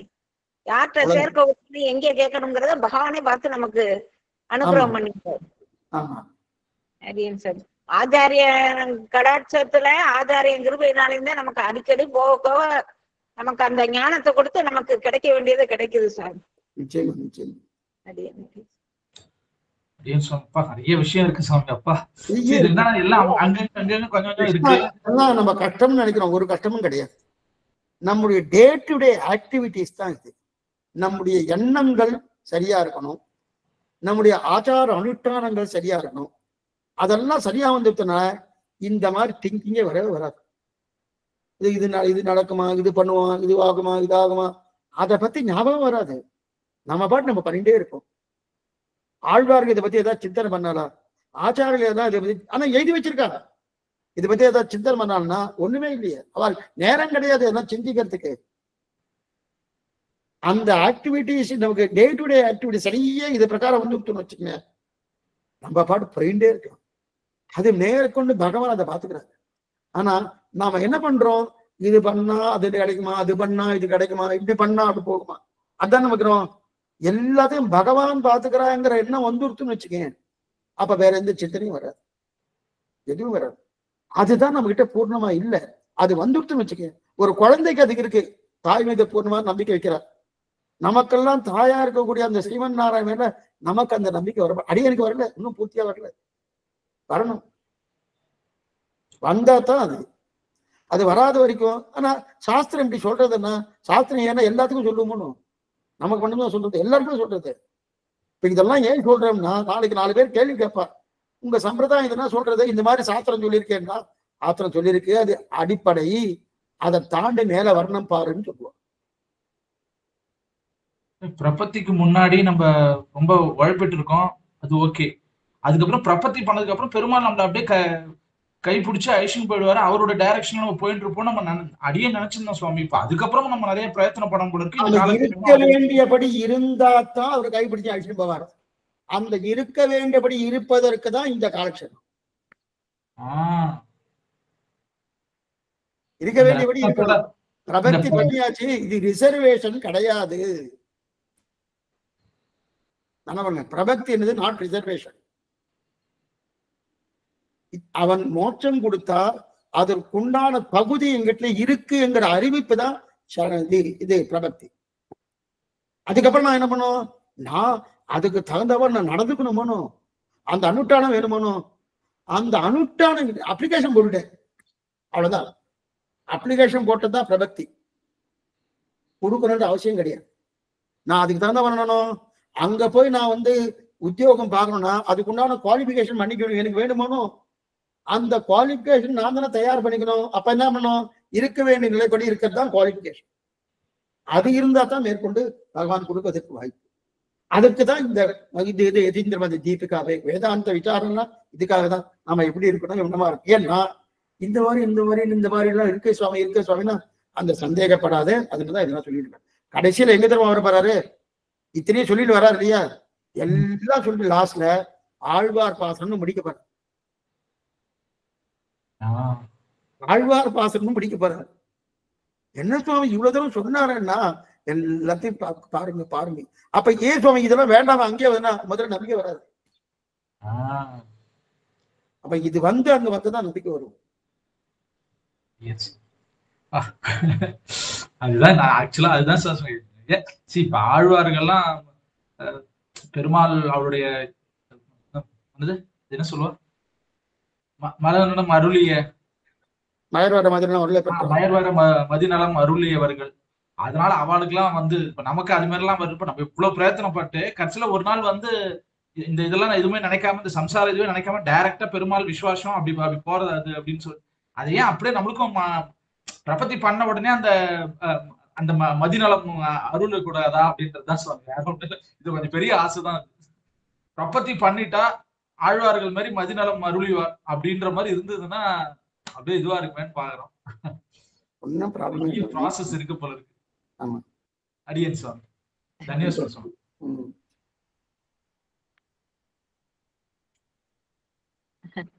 அதே சாமி ஆழ்வார்கள்லாம் சம்சாரத்துல ஈடுபடாம இருக்காங்க. நம்ம சம்சாரத்துல இருந்துட்டு எப்படி சாமி அது கிடைக்கும்? சம்சாரத்துல ஒரு நாளைக்கு ஆசைதான், சின்ன ஆசை இல்ல, பெரிய ஆசை. பிரபத்தின்னு ஒண்ணு பண்ணிட்டோம், காலை பிடிச்சிட்டோம், மறுபடியும் நம்மள ஒழல வச்சுட்டு இருக்காருன்ற ஒரு சின்ன ஆதங்கம் தான்.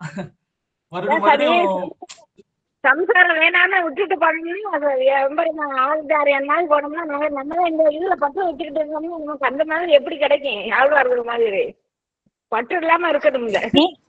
நேற்று ஆச்சாரிய கிரத்தை சுவாமி சொன்னாங்கல்ல, சன்னியாசம்ன்றது நம்ம எல்லாம் இதாக கூடாதுன்னாங்கல்ல, இருந்துகிட்டு அதுல சன்னியாசமா இருக்குன்னாங்கல்ல சுவாமி. அருமையா சாதிச்சாங்க நேற்று ஆச்சாரிய கிரத்துல. இதே தான் சொன்னாங்க, சம்சார பந்தத்தை தான் நேற்று விரிவா எடுத்தாங்க. ஒரு ஆதங்கம் தான், வேற ஒண்ணும் இல்லை. இது ரொம்ப மறுபடியும் டீரிஸா போற மாதிரி இருக்கு. நிறைய நம்ம விசுவாசத்தை சம்பாதிக்கிறதுக்கு நம்ம இவ்வளவு பிரயத்தனப்பட வேண்டியது இருக்குன்னு இருக்கு. வேற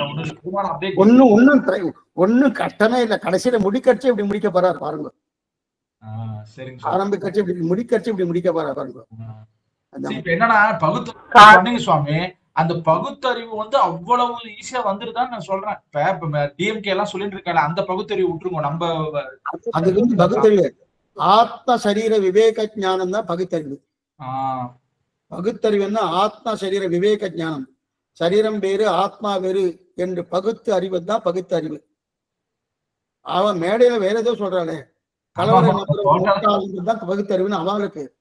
அதான் அது வேற நமக்கு இல்லன்னு வேற சொல்லிட்டு இருக்கா. ரைட் நம்ம இல்லவே இல்லன்னு நினைச்சு நம்ம அப்படியே ஒரு இதுவா போயிடுவேன். அது பகுத்தறிவே கிடையாது. அதான் அது பகுத்தறிவே கிடையாது. அது விபரீதமான அறிவின் பேர் அதுக்கு. அடியன் சுவாமி, தன்யோஸ்ரீ சுவாமி. அடியன் சார், ஸ்ரீமதே ரமன் தேவ். ஸ்ரீமதே ராமானுஜாய நமஹ. தன்யோஸ்ரீ சுவாமி. இன்னைக்கு விவாதம் நல்லா இருந்துச்சு சுவாமி. இன்னைக்கு விவாதம் நல்லா இருந்துச்சு சுவாமி. இதெல்லாம் நாங்க